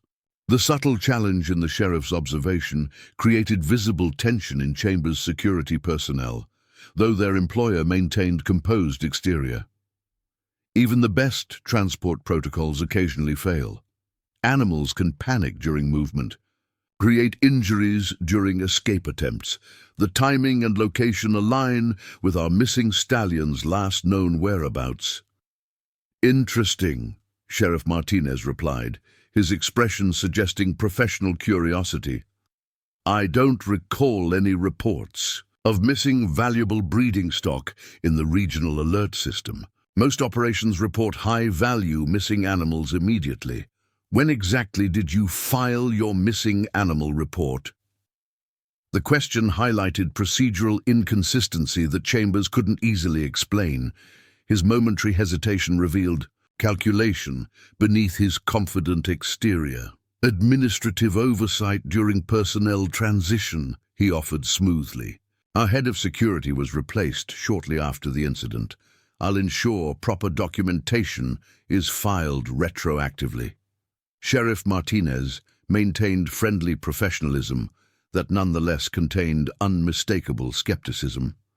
Tell you what, since Dr. Morgan's unavailable and the animal's in medical isolation, why don't you provide detailed documentation to my office? Ownership papers, veterinary records, identifying marks and characteristics. Once verified, we can arrange proper supervised identification when the animal's condition permits.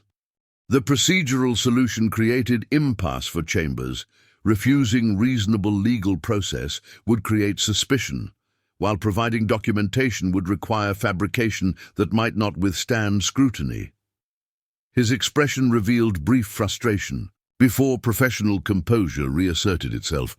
Of course, Sheriff, I'll have my office forward complete documentation tomorrow. Please express to Dr. Morgan that Westlake Equestrian appreciates her care for our valuable property. We'll compensate her efforts appropriately once ownership transfer is completed. The subtle emphasis on ownership transfer carried veiled implication beyond surface courtesy, suggestion of inevitable outcome rather than potential identification. Sheriff Martinez appeared to notice this nuance, his professional smile not quite reaching his eyes. I'll certainly pass that along. Safe travels back to Westlake, Mr. Chambers. That's quite a drive from here, nearly 3 hours if I recall correctly. Quite a personal interest you're taking in this particular animal. The observation highlighted another inconsistency, unusual for operation owner to personally investigate missing livestock rather than sending staff representatives. Chambers acknowledged the point with slight nod that conceded tactical retreat without surrendering his ultimate objective. Some investments warrant personal attention, Sheriff. Good day. As the vehicles departed, Sophie released audible breath she'd apparently been holding throughout the confrontation. They're really after Shadow, aren't they? They're the bad people who hurt him. Agent Reeves nodded, her professional detachment softening when addressing the child. Alexander Chambers is what we call a facilitator, someone who creates legitimate-appearing business operations that hide illegal activities. His horse transport business provides perfect cover for moving things across state lines without normal inspection. But why is Shadow so important to them? Leila asked, voicing the question that had formed throughout their extraordinary circumstances. Even valuable breeding stallions don't warrant armed recovery operations. Agent Reeves hesitated, exchanging glances with Agent Bell, who had returned to the secure room after Chambers' departure. Their silent communication suggested decision about classification boundaries and disclosure necessity. Shadow isn't just any tracking animal, Agent Bell finally explained. He's the prototype for an entirely new intelligence-gathering approach. His implant doesn't just record locations. It captures chemical signatures, radiation levels, and biological markers present in environments he traverses. The technical explanation meant little to Sophie, but its implications were clear to Leila. You're saying he can detect what's being transported through specific routes, identify substances without direct inspection? Agent Reeves nodded, Shadow's enhanced tracking system can distinguish between cocaine, heroin, fentanyl, and even weapons-grade materials through environmental trace detection. His 3 weeks in cartel transport operations may have captured more comprehensive trafficking evidence than years of conventional surveillance. This revelation explained both Shadow's extraordinary value to federal operations and the cartel's determination to recover him. The stallion represented not just incriminating evidence, but breakthrough detection capability that threatened entire smuggling infrastructure. If Chambers is looking for Shadow here, it confirms our theory that he's directly connected to cartel transport operations.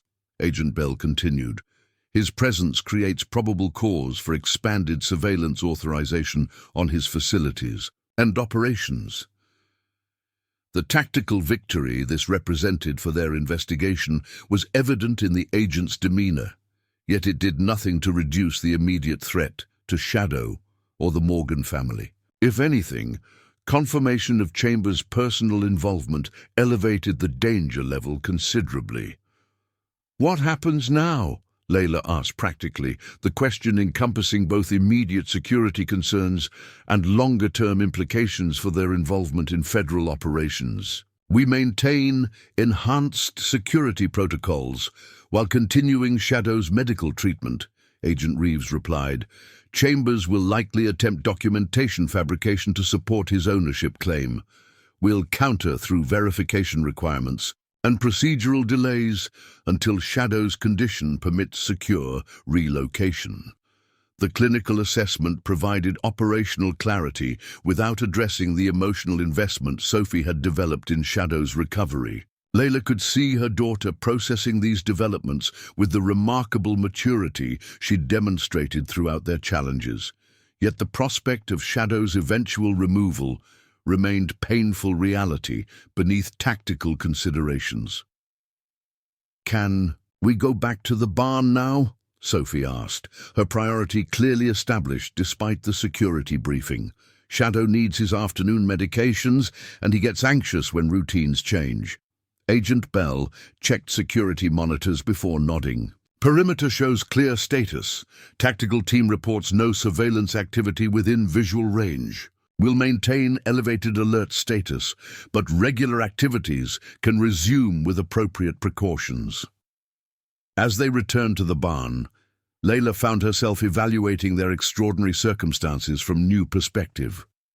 The federal presence that had initially seemed disruptive intervention now represented protection against genuinely dangerous criminal elements. Shadow's significance extended beyond valuable animal to crucial evidence in dismantling operations that harmed communities through drug trafficking and violence. Inside the barn, Dr. Harrison was already administering Shadow's scheduled medications, his movements efficient but gentle. The stallion's condition showed continued improvement, his breathing less labored, his posture more natural, his eyes alert and responsive. "His cardiac function has stabilized," the veterinarian reported, showing Leila the monitoring data. "The endocarditis concerns are diminishing with targeted antibiotic therapy. His remarkable resilience continues to exceed medical expectations." Sophie moved immediately to Shadow's side, her presence eliciting visible positive response from the stallion. His ears pricked forward, his attention focused completely on the girl as she spoke softly to him while checking his water and feed. "You were so brave when those men came looking for you," she told him earnestly. "But you don't have to worry. Mom and I won't let them take you."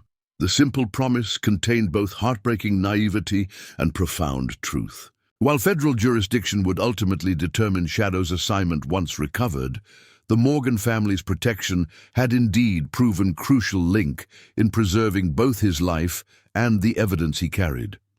Dr. Harrison observed their interaction with professional interest that contained unexpected emotional dimension. "His response to your daughter is remarkable, beyond typical human-animal bonding patterns, almost as though he recognizes something in her specifically." Leila had noticed this connection as well. Shadow's attention to Sophie transcended normal, animal response to kind handling. His focus when she entered his vicinity suggested recognition beyond simple association with food or care. Sophie has her father's way with animals, Leila explained, watching their interaction with bittersweet recognition of Mark's legacy in their daughter.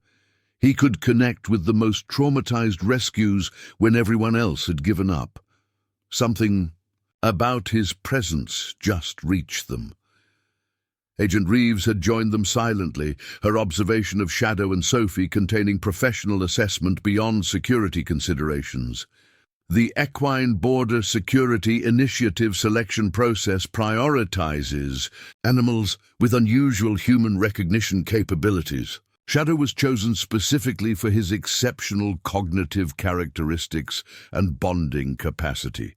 His connection with Sophie may represent recognition of compatible empathic patterns.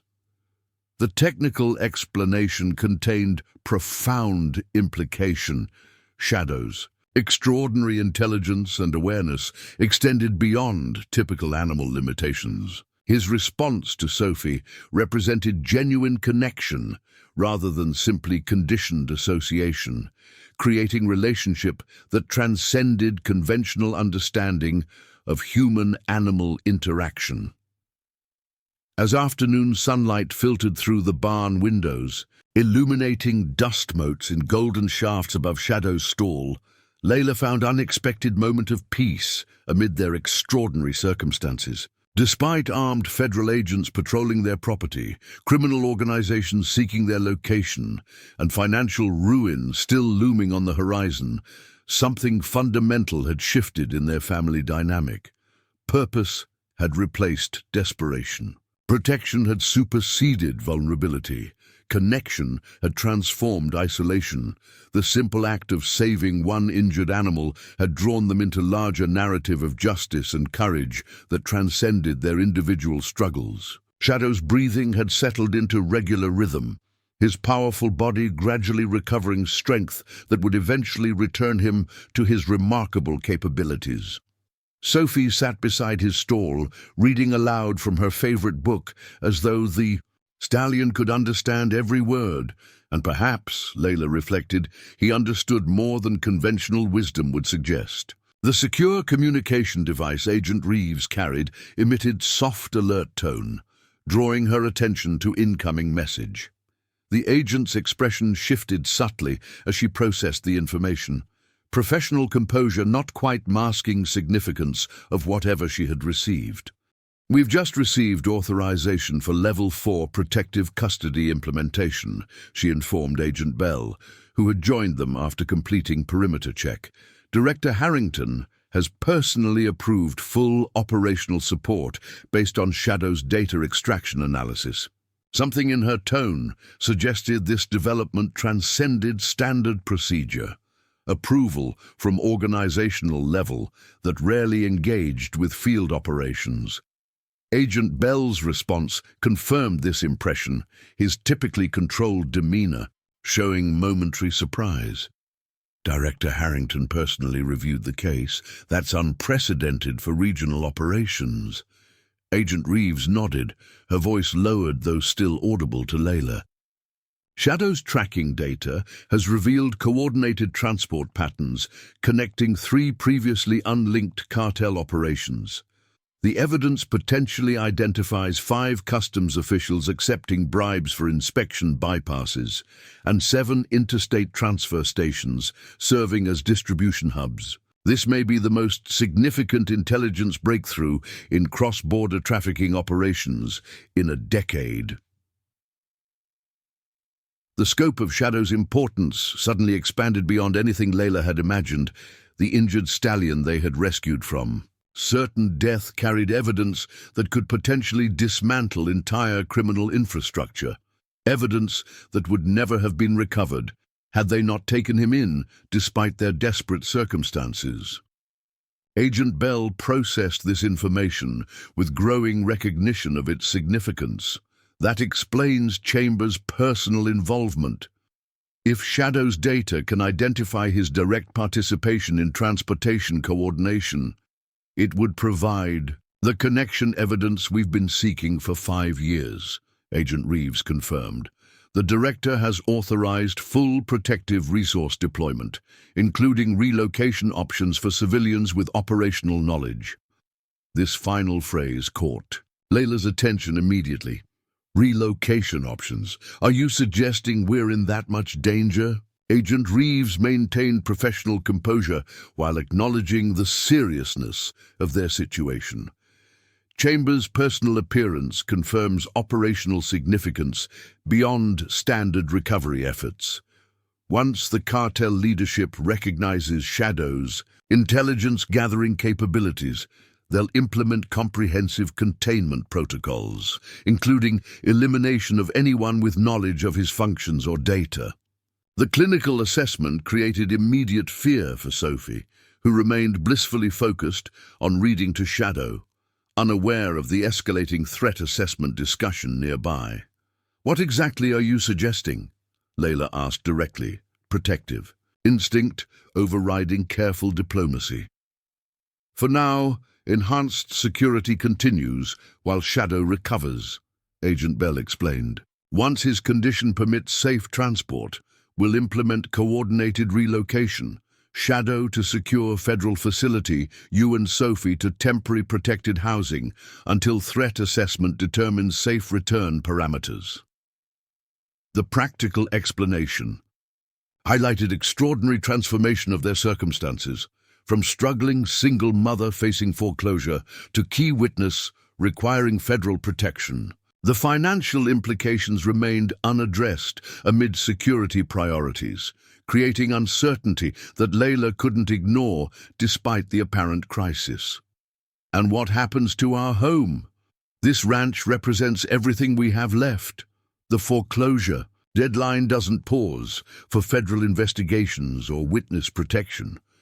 Agent Reeves exchanged meaningful glance with Dr. Harrison before responding. "The director's authorization includes financial stabilization protocols for civilian assets, critical to ongoing operations. Your property would qualify for protective management during investigation timeframe, including necessary financial interventions to maintain operational viability." The bureaucratic language contained extraordinary implication: federal resources, potentially addressing their financial crisis as component of witness protection rather than charitable intervention. Leila struggled to process this unexpected development amid the continuing security concerns and Shadow's ongoing medical needs. As sunlight began to fade outside the barn windows, the day's extraordinary developments created more questions than answers about their future. Yet amid this uncertainty, one reality remained clear. Their compassionate decision to rescue one injured horse had connected them to forces far larger than their individual struggles, creating possibility for transformation beyond anything they could have imagined. Shadow's mysterious past and uncertain future had become inextricably linked with their own, forming unexpected alliance against forces that threatened them all. The questions of tomorrow, where they would go, how their financial crisis might resolve, what Shadow's ultimate assignment would be, remained unanswered as evening approached Willow Creek Ranch. What had become undeniable was that courage, compassion, and connection formed foundation for resilience that transcended individual vulnerability. The Morgan family's simple act of kindness had triggered chain of events that might ultimately bring justice to criminals who had operated beyond the law's reach for years. Powerful reminder that the smallest acts of compassion could create ripples of transformation far beyond their immediate circumstances. As Sophie continued reading softly to Shadow, his intelligent eyes focused on her with remarkable attention. Leila recognized that whatever challenges tomorrow might bring, they would face them with renewed purpose and unexpected allies. All because they couldn't turn away from one injured horse on a stormy night when every practical consideration argued against taking him in. 3 weeks later, Leila stood at the fence line of Willow Creek Ranch's main pasture, watching Shadow move. With increasing strength across the spring grass, his recovery had progressed remarkably once the respiratory crisis had been resolved. Dr. Harrison's specialized treatment protocols, combining with her own veterinary expertise and Sophie's devoted care to create healing that defied medical expectations. The morning sunlight caught his coat, now restored to glossy black that rippled over powerful muscles regaining their definition.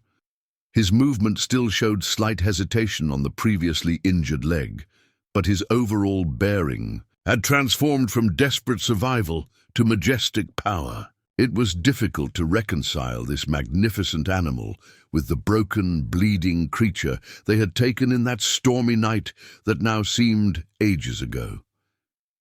So much had changed in those 3 weeks. The federal presence on their property had evolved, from emergency intervention to established operation. What had initially appeared as disruption had gradually integrated into a new normal. Agents rotating shifts with professional courtesy that respected their privacy while maintaining vigilant protection. Shadow's medical recovery had progressed alongside operational developments that had far-reaching implications beyond their small ranch. "He's magnificent, isn't he?" Agent Reeves observed, joining Leila at the fence. Over the weeks, the agent's professional detachment had gradually softened into something approaching friendship, though always maintaining appropriate boundaries around operational information. "It's hard to believe he's the same animal," Leila agreed, watching Shadow stretch into an experimental trot across the paddock. "Dr. Harrison says his lung capacity is nearly back to optimal levels. The cardiac concerns have completely resolved." Agent Reeves nodded, her expression suggesting both satisfaction at Shadow's recovery and awareness of what it represented for their operation. The director's weekly briefing included specific update requests about his rehabilitation progress. Shadow's value to the ongoing investigation continues to expand as analysis of his tracking data reveals new connection patterns.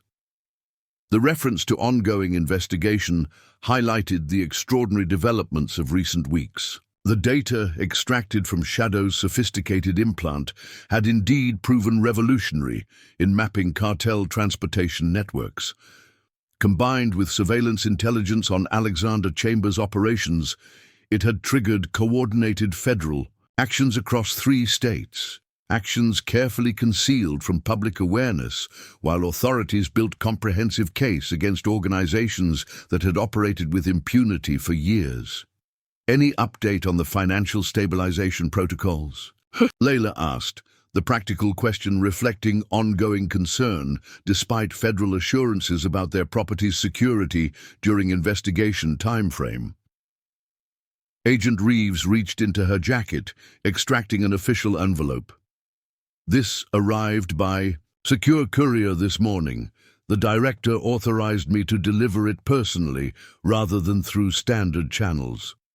Leila accepted the envelope with mixture of hope and trepidation. Despite repeated assurances from federal representatives, the foreclosure clock had continued its countdown in her mind, 60 days reduced to mere 17 remaining before Willow Creek Ranch would theoretically be seized for unpaid debts. No amount of federal protection could override financial institutions indefinitely without formal intervention.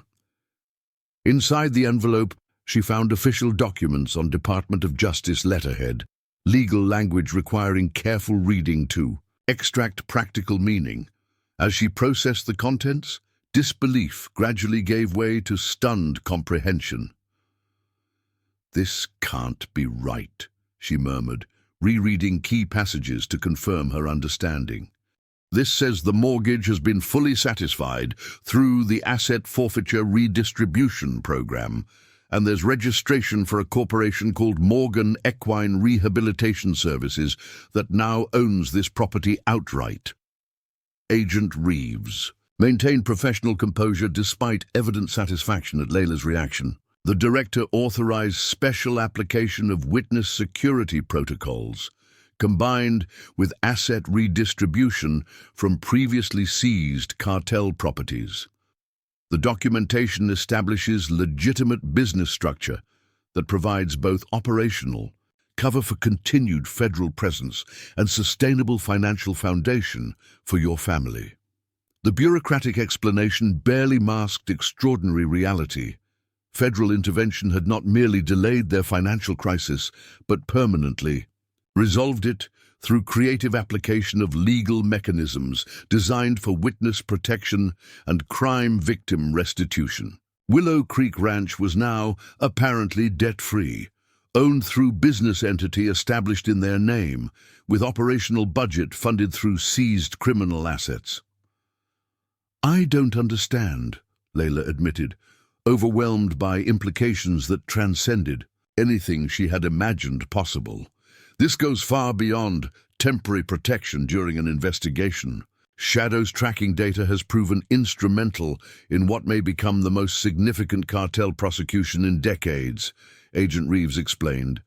The evidence he gathered has already led to 17 arrests, including 3 previously unidentified high-level facilitators within financial institutions. Director Harrington authorized comprehensive application of witness protection and victim restitution protocols based on your family's critical role in preserving this evidence. The explanation framed their extraordinary circumstances within legal framework that nonetheless represented unprecedented application of federal resources. This wasn't simple witness protection, but comprehensive life reconstruction that acknowledged their contribution to justice. "What about Shadow?" Leila asked, the question that had lingered beneath practical concerns throughout their extraordinary journey. These documents mention something called the Equine Intelligence Rehabilitation Initiative, with operational headquarters listed at this address. Agent Reeves smiled, the professional expression containing genuine warmth that had developed through their shared experiences. That represents the most creative aspect of the director's authorization. Shadow's performance during rehabilitation has demonstrated exceptional recovery capacity that suggests potential for continued operational value within appropriate parameters. "You're saying he's staying here?" Leila clarified, hardly daring to believe the implication given Sophie's deep attachment to the stallion. "With conditions," Agent Reeves qualified. The initiative establishes specialized rehabilitation facility for equine assets recovering from operational deployment, essentially a recovery center for horses involved in federal programs. Shadow would serve as both rehabilitation model and continuing training resource while remaining under technical federal jurisdiction, but physically based here. The sophisticated arrangement represented creative solution that balanced operational security, animal welfare, and the emotional connection that had developed between Shadow and the Morgan family, particularly Sophie, whose dedicated care had proven instrumental in his remarkable recovery. Speaking of her daughter, Leila spotted Sophie emerging from the house, her expression transitioning from casual curiosity to focused interest upon seeing the official documents in her mother's hands. At 12, Sophie had demonstrated remarkable resilience throughout their extraordinary circumstances, adapting to federal presence on their property while maintaining dedicated focus on Shadow's rehabilitation. "What's happening?" she asked, joining them at the fence with characteristic directness. Leila exchanged glances with Agent Reeves, who nodded encouragement for transparent explanation appropriate to Sophie's involvement. "These papers show that we're keeping the ranch," Leila explained, simplifying complex legal mechanisms into essential meaning. "The government is helping us because of how we help Shadow." Sophie processed this information with typical practicality. "Does that mean they're not taking Shadow away?" The question highlighted her consistent priority throughout their journey: concern for the stallion's welfare above financial considerations or security complications. Agent Reeves addressed her directly, respecting her intelligence while maintaining appropriate disclosure boundaries. Shadow will continue his recovery here as part of a new program for special horses like him, she explained. Your mom's veterinary skills and your excellent care have shown that Willow Creek Ranch is the perfect place for this important work. Sophie's expression brightened with understanding beyond her years. So, we're going to help other horses like Shadow? Ones that have been hurt while helping catch bad people? The simplified characterization nonetheless captured essential purpose of the initiative described in the documents. Rehabilitation facility for equine assets involved in federal operations, providing specialized care for animals with unique operational experiences and medical needs. That's exactly right, Agent Reeves confirmed. Your mom's veterinary expertise and your special connection with Shadow make this the perfect place for this important work. Sophie's attention shifted immediately to practical implementation rather than emotional celebration, characteristic response that reflected her remarkable maturity. We'll need to fix the fencing on the north pasture, and the second barn needs new stall doors, and we should get proper rehabilitation equipment like they have at the Thompson's Therapy Center. Leila couldn't help smiling at her daughter's immediate shift to practical planning, even as her own mind struggled to process the extraordinary transformation of their circumstances. From the brink of financial collapse, they had been catapulted into specialized federal operation with stable funding and clear purpose aligned with their professional capabilities and personal values. The operational budget includes comprehensive facility enhancement, Agent Reeves noted, clearly impressed by Sophie's practical assessment. Renovation plans are already drafted based on Dr. Harrison's recommendations for optimal rehabilitation environments. As they discussed implementation details, Shadow approached the fence line, his powerful presence commanding attention despite ongoing recovery. His intelligent eyes focused on their interaction with unmistakable awareness, ears pricked forward to catch their conversation. Sophie moved immediately to greet him, her connection with the stallion evident in his responsive nickering and gentle nudge against her outstretched hand. I told you everything would work out, she said softly to the horse, though loud enough for the adults to overhear. Now we get to help other horses like you, and no one will take you away. The simple statement contained profound truth beyond the complex legal arrangements and federal authorizations. At its core, their extraordinary journey had been about connection, compassion, and courage in the face of overwhelming challenges, values that had ultimately transformed not just Shadow's fate, but their entire future. Dr. Harrison emerged from the barn, his professional demeanor not quite masking satisfaction at Shadow's visible progress. Over the weeks, the federal veterinarian had developed collaborative partnership with Leila that transcended operational necessity, his specialized knowledge complementing her practical experience in ways that had proven crucial to Shadow's exceptional recovery. His latest blood work shows remarkable improvement, he reported, joining their informal gathering. Organ function completely normalized, infection markers undetectable, muscle enzyme levels consistent with healthy rehabilitation. From medical perspective, he's essentially recovered apart from continued physical conditioning needs. The positive assessment created momentary tension beneath their celebration. Complete recovery technically meant Shadow could be transported to federal facilities rather than remaining at Willow Creek Ranch.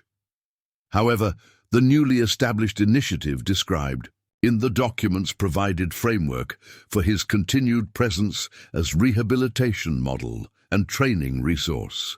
I've been authorized to discuss transition planning, Dr. Harrison continued, addressing the unspoken concern. Shadow's operational status has been officially modified to rehabilitation training asset rather than active field resource. This redesignation allows permanent assignment to the Equine Intelligence Rehabilitation Initiative based here, with specialized deployment only under extraordinary circumstances requiring his specific capabilities. The bureaucratic classification nonetheless represented significant victory. Shadow would remain at Willow Creek Ranch indefinitely, his specialized skills utilized primarily for training and rehabilitation support rather than active field operations that had previously placed him in danger. Sophie's expression reflected perfect understanding of this positive development despite the complex terminology. That means he stays with us and helps teach other horses, right? Dr. Harrison nodded, professional demeanor softening when addressing her direct question. Exactly. Shadow has unique experience that makes him invaluable for training other horses in the program. His connection with you provides emotional rehabilitation model that we've never had before in the initiative. The acknowledgement of Sophie's contribution contained remarkable validation of her intuitive approach to Shadow's care.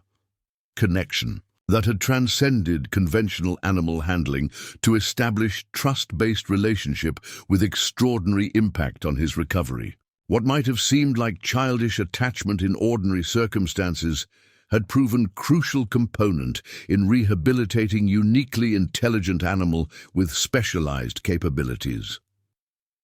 As they continued discussing implementation details, Sheriff Martinez's vehicle approached the property entrance. Unlike his previous visit during confrontation with Alexander Chambers, this appearance carried scheduled purpose, regular coordination with federal operations that had developed into effective partnership between local and federal law enforcement. Sheriff Martinez has been instrumental in managing local aspects of the investigation, Agent Reeves explained as they watched his approach. His office provided crucial support for surveillance operations at regional transportation facilities, identified through Shadow's tracking data. The sheriff joined their gathering with casual familiarity that belied sophisticated operational coordination beneath surface appearance of routine visit. Heard the special paperwork arrived today, he noted with meaningful glance at the documents Leila still held. Congratulations on the new rehabilitation initiative, been needed in this region for years.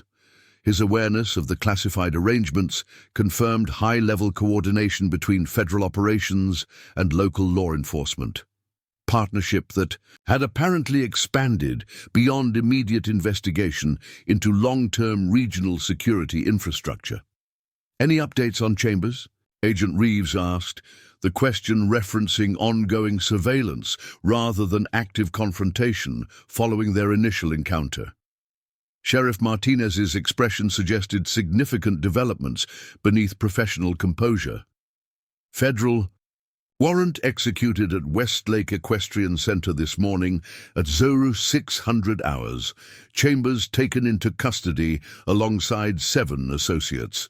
Evidence recovery teams secured documentation connecting shipping operations to financial accounts in 3 countries. The casual report represented culmination of investigative efforts triggered by Shadow's tracking data, coordinated federal action against criminal enterprise that had operated with impunity for years. The implications extended far beyond single arrest to potential dismantling of entire smuggling infrastructure. The director authorized release of limited operational information given your family's involvement, Agent Reeves explained to Leila. Shadow's tracking data provided crucial evidence connecting Chambers directly to transportation coordination for controlled substances across state lines. The seizure includes documentation linking his operation to distribution networks in 7 cities. The scope of impact from their simple act of compassion, taking in 1 injured horse on stormy night, had expanded beyond anything imaginable. Shadow's survival had not merely transformed their individual circumstances, but potentially saved countless lives by disrupting drug trafficking operations throughout the region. Sheriff Martinez continued with information that transcended operational updates to personal connection. Thought you might want to know. The evidence teams recovered documentation about Shadow's acquisition. Apparently, he was purchased from military surplus auction after being classified as non-deployable following training injury. Chambers recognized his exceptional intelligence and physical capabilities despite the classification. This revelation provided missing piece in Shadow's mysterious background, connection between military training program and criminal exploitation that explained both his extraordinary capabilities and the sophisticated tracking implant he carried. Non-deployable doesn't mean incapable, Dr. Harrison noted, with professional understanding of military classification systems. It simply means he didn't meet specific deployment parameters for the original program. His intelligence and physical abilities remained exceptional, despite not fitting standardized operational requirements. The explanation highlighted how Shadow's unique characteristics, perhaps too independent or intuitive for standardized military protocols, had paradoxically made him perfect for both criminal exploitation and ultimate evidence gathering that brought down those same criminal enterprises. What had been deemed limitation in one context became extraordinary strength in another. As morning progressed into afternoon, the implications of their transformed circumstances gradually settled into practical reality.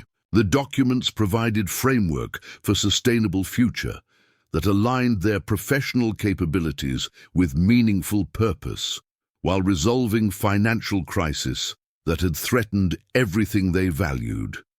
Shadow's continued presence as rehabilitation model, rather than active field asset, ensured both his safety and Sophie's emotional connection that had proven so crucial to his recovery. Leila found herself watching her daughter with Shadow, their interaction representing everything that had changed in their lives since that stormy night. Sophie moved with confident purpose around the powerful stallion, her directions gentle but clear as she guided him through rehabilitation exercises Dr. Harrison had designed. Shadow responded with focused attention that transcended typical animal compliance, his intelligence evident in anticipation of commands and problem-solving approach to new challenges. "She's remarkable with him," Agent Reeves observed, joining Leila's contemplation of their interaction. "Our behavioral specialists have documented communication patterns between them that exceed anything in our previous operational records. It's as though they've developed private language beyond conventional handling techniques." Ditto. The observation aligned with Leila's own assessment. Sophie and Shadow had indeed established connection that transcended typical human-animal interaction.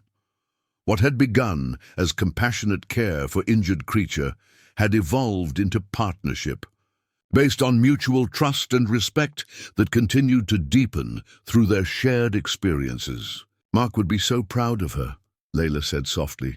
Memories of her late husband bittersweet, yet increasingly peaceful, as healing gradually transformed grief into cherished remembrance. He always believed animals understood far more than most. People recognized. He said we just needed to learn their language instead of expecting them to learn ours. Agent Reeves smiled, the professional expression containing genuine warmth that had developed through their shared journey. "Your husband's philosophy aligns remarkably well with emerging research in our specialized programs. The most successful animal operatives demonstrate partnership rather than simple handling relationship, mutual communication rather than unidirectional control." The validation of Mark's intuitive understanding provided unexpected connection across years of separation, his values and insights living on through Sophie's natural application of principles he had embodied in his approach to animals throughout his life. Though he couldn't witness their extraordinary circumstances, his influence remained visible in every interaction between his daughter and the remarkable stallion who had transformed their lives. As afternoon sun cast long shadows across Willow Creek Ranch, Leila found herself contemplating the extraordinary journey from desperate struggle against mounting debt to newfound purpose as specialized rehabilitation facility. The transformation had begun with single compassionate choice, taking in one injured horse despite practical considerations that argued against it, decision that reflected values they had maintained even when financial pressures made such principles seem like unaffordable luxury. The federal vehicles still stationed discreetly around their property represented protection rather than intrusion. Their presence reminder of larger purpose, their small ranch now served in ongoing efforts against criminal enterprises that harmed communities throughout the region. The renovations already underway in the second barn, specialized rehabilitation equipment being installed by contractors with security clearances, created visible evidence of their transformation from struggling operation to essential component in sophisticated initiative. Shadow's powerful presence in their pasture symbolized everything that had changed through single act of compassion. The stallion who had arrived barely alive, his magnificent body broken and bleeding, now moved with increasing strength and purpose, living, embodiment of resilience and recovery that would soon guide other animals through similar journeys from trauma to renewed purpose. "Mom?" Sophie called from the training area, excitement evident in her voice. "Shadow just completed the entire advanced pattern perfectly. Dr. Harrison says that's 2 weeks ahead of rehabilitation schedule." Leila joined them to witness Shadow's progress, the stallion's intelligent eyes seeking her approval alongside Sophie's enthusiastic praise. His remarkable recovery had indeed exceeded all medical expectations, testament to both specialized treatment protocols and the extraordinary bond with Sophie that had provided emotional foundation for physical healing. Exceptional performance, Dr. Harrison confirmed, professional assessment not quite masking genuine amazement at Shadow's capabilities. His physical rehabilitation has progressed faster than any case in our operational records. The combination of specialized medical intervention and Sophie's intuitive approach to his emotional recovery has created unprecedented results. As they discussed next steps in Shadow's rehabilitation program, Sheriff Martinez returned from consultation with security team at property perimeter. His expression suggested new developments beyond routine coordination. "Just received confirmation that the federal prosecutor has approved immunity agreement for one of Chambers' associates in exchange for comprehensive testimony," he reported. This witness apparently managed documentation for all transportation, operations over the past 3 years, complete network identification, including financial channels and distribution connections. Agent Reeves processed this information with evident satisfaction at investigative progress.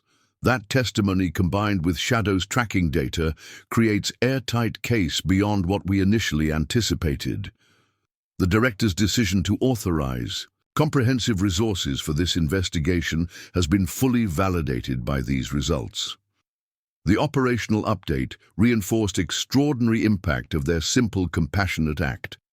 Taking in one injured horse had triggered cascade of developments, now culminating in potential dismantling of entire criminal enterprise. Lives would be saved, communities protected, and justice served because they hadn't turned away from animal in desperate need despite their own precarious circumstances.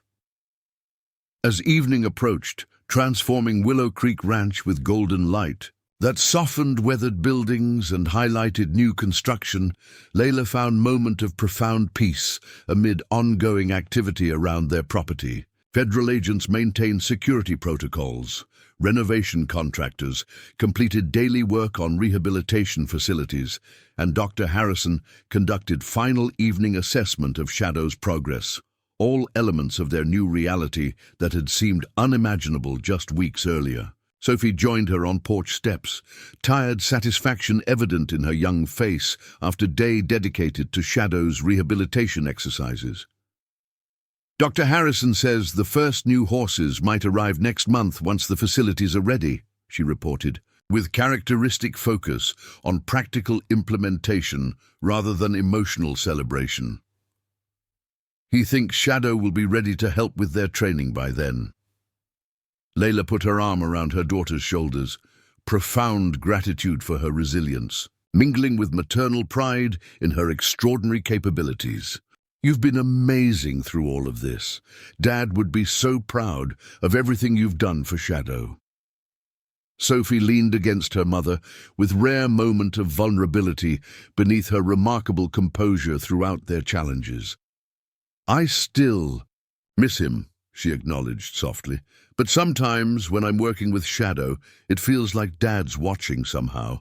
Like he'd understand exactly what we're doing, even when other people think it's strange." The simple observation contained profound truth about legacy that transcended physical presence, Mark's values and insights continuing through his daughters, intuitive application of principles he had embodied throughout his life. Though he couldn't witness their extraordinary transformation, his influence remained evident in every compassionate choice that had guided their journey.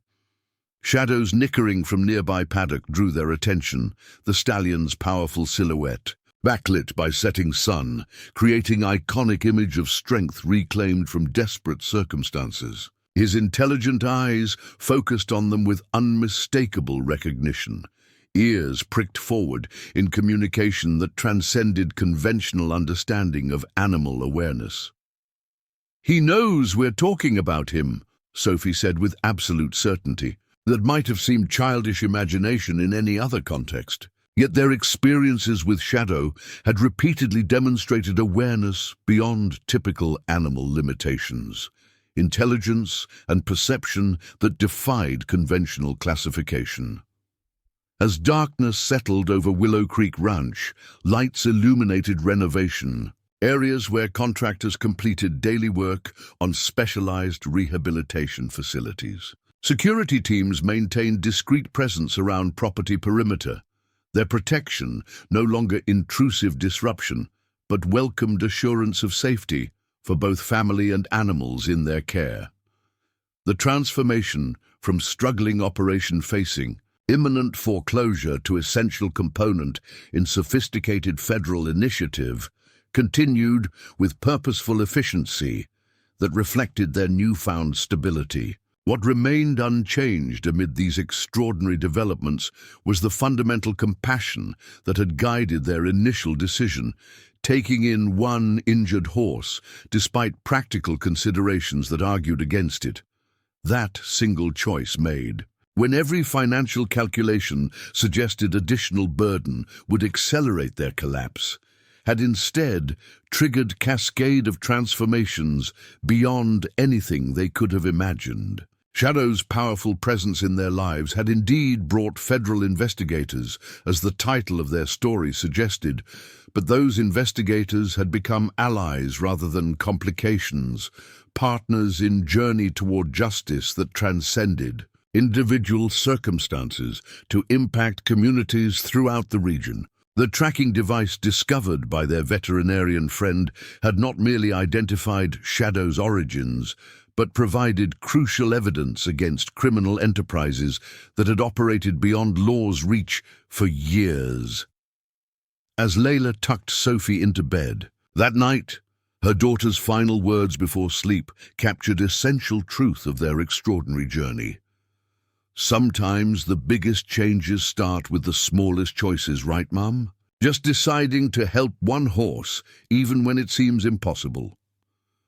The simple observation contained wisdom beyond her years, recognition that compassion demonstrated during most challenging circumstances often creates ripples of transformation far beyond immediate action. Their decision to rescue Shadow, despite overwhelming practical considerations, had not merely saved one animal's life, but potentially countless human lives affected by criminal operations his evidence would help dismantle. Leila's final check, before her own rest, took her to Shadow's stall, where the magnificent stallion stood peaceful but alert, his intelligent eyes meeting hers with awareness that continued to transcend conventional understanding of animal consciousness. Their connection had evolved from desperate emergency intervention to mutual respect and trust that represented everything they had experienced together. "Thank you," she said softly, the simple words encompassing gratitude far beyond his remarkable recovery. Shadow's ears pricked forward at her voice, his gentle, nickering response seeming to acknowledge understanding beyond the words themselves. The extraordinary stallion who had arrived at Willow Creek Ranch barely alive, his powerful body broken and bleeding, had not only recovered but transformed their lives in ways that defied imagination. From financial desperation, facing imminent loss of everything they valued, they had found renewed purpose through compassionate choice that aligned with their deepest values despite practical considerations that argued against it. As moonlight filtered through barn windows, illuminating Shadow's powerful silhouette with silver highlights against darkness, Leila recognized that their story had come full circle. The single mother who had rescued injured horse had indeed brought federal investigators to their struggling ranch. But those investigators had become instrumental in saving not just Shadow's life, but the future Leila had feared lost forever. Sometimes the greatest transformations begin with smallest acts of compassion, choosing kindness when practicality suggests otherwise, offering help when personal resources seem insufficient, believing in possibility of healing when evidence suggests otherwise. Shadow's remarkable journey from broken victim to powerful healing partner symbolized resilience that transcended individual circumstances to create ripples of transformation touching countless lives beyond their small ranch. What federal investigators had discovered through Shadow's tracking device would bring justice to criminal operations that had seemed beyond accountability.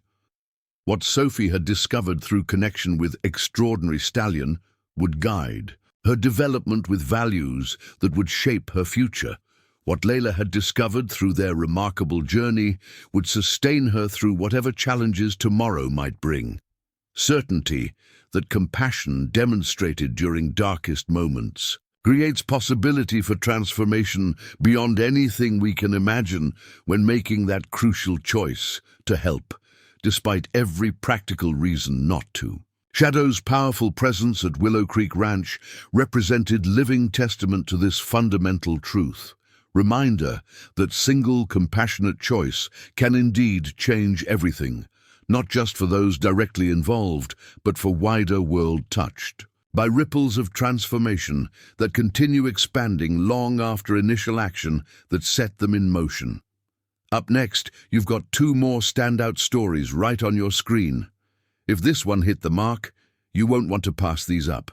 Just click and check them out. And don't forget to subscribe and turn on the notification bell so you don't miss any upload from us.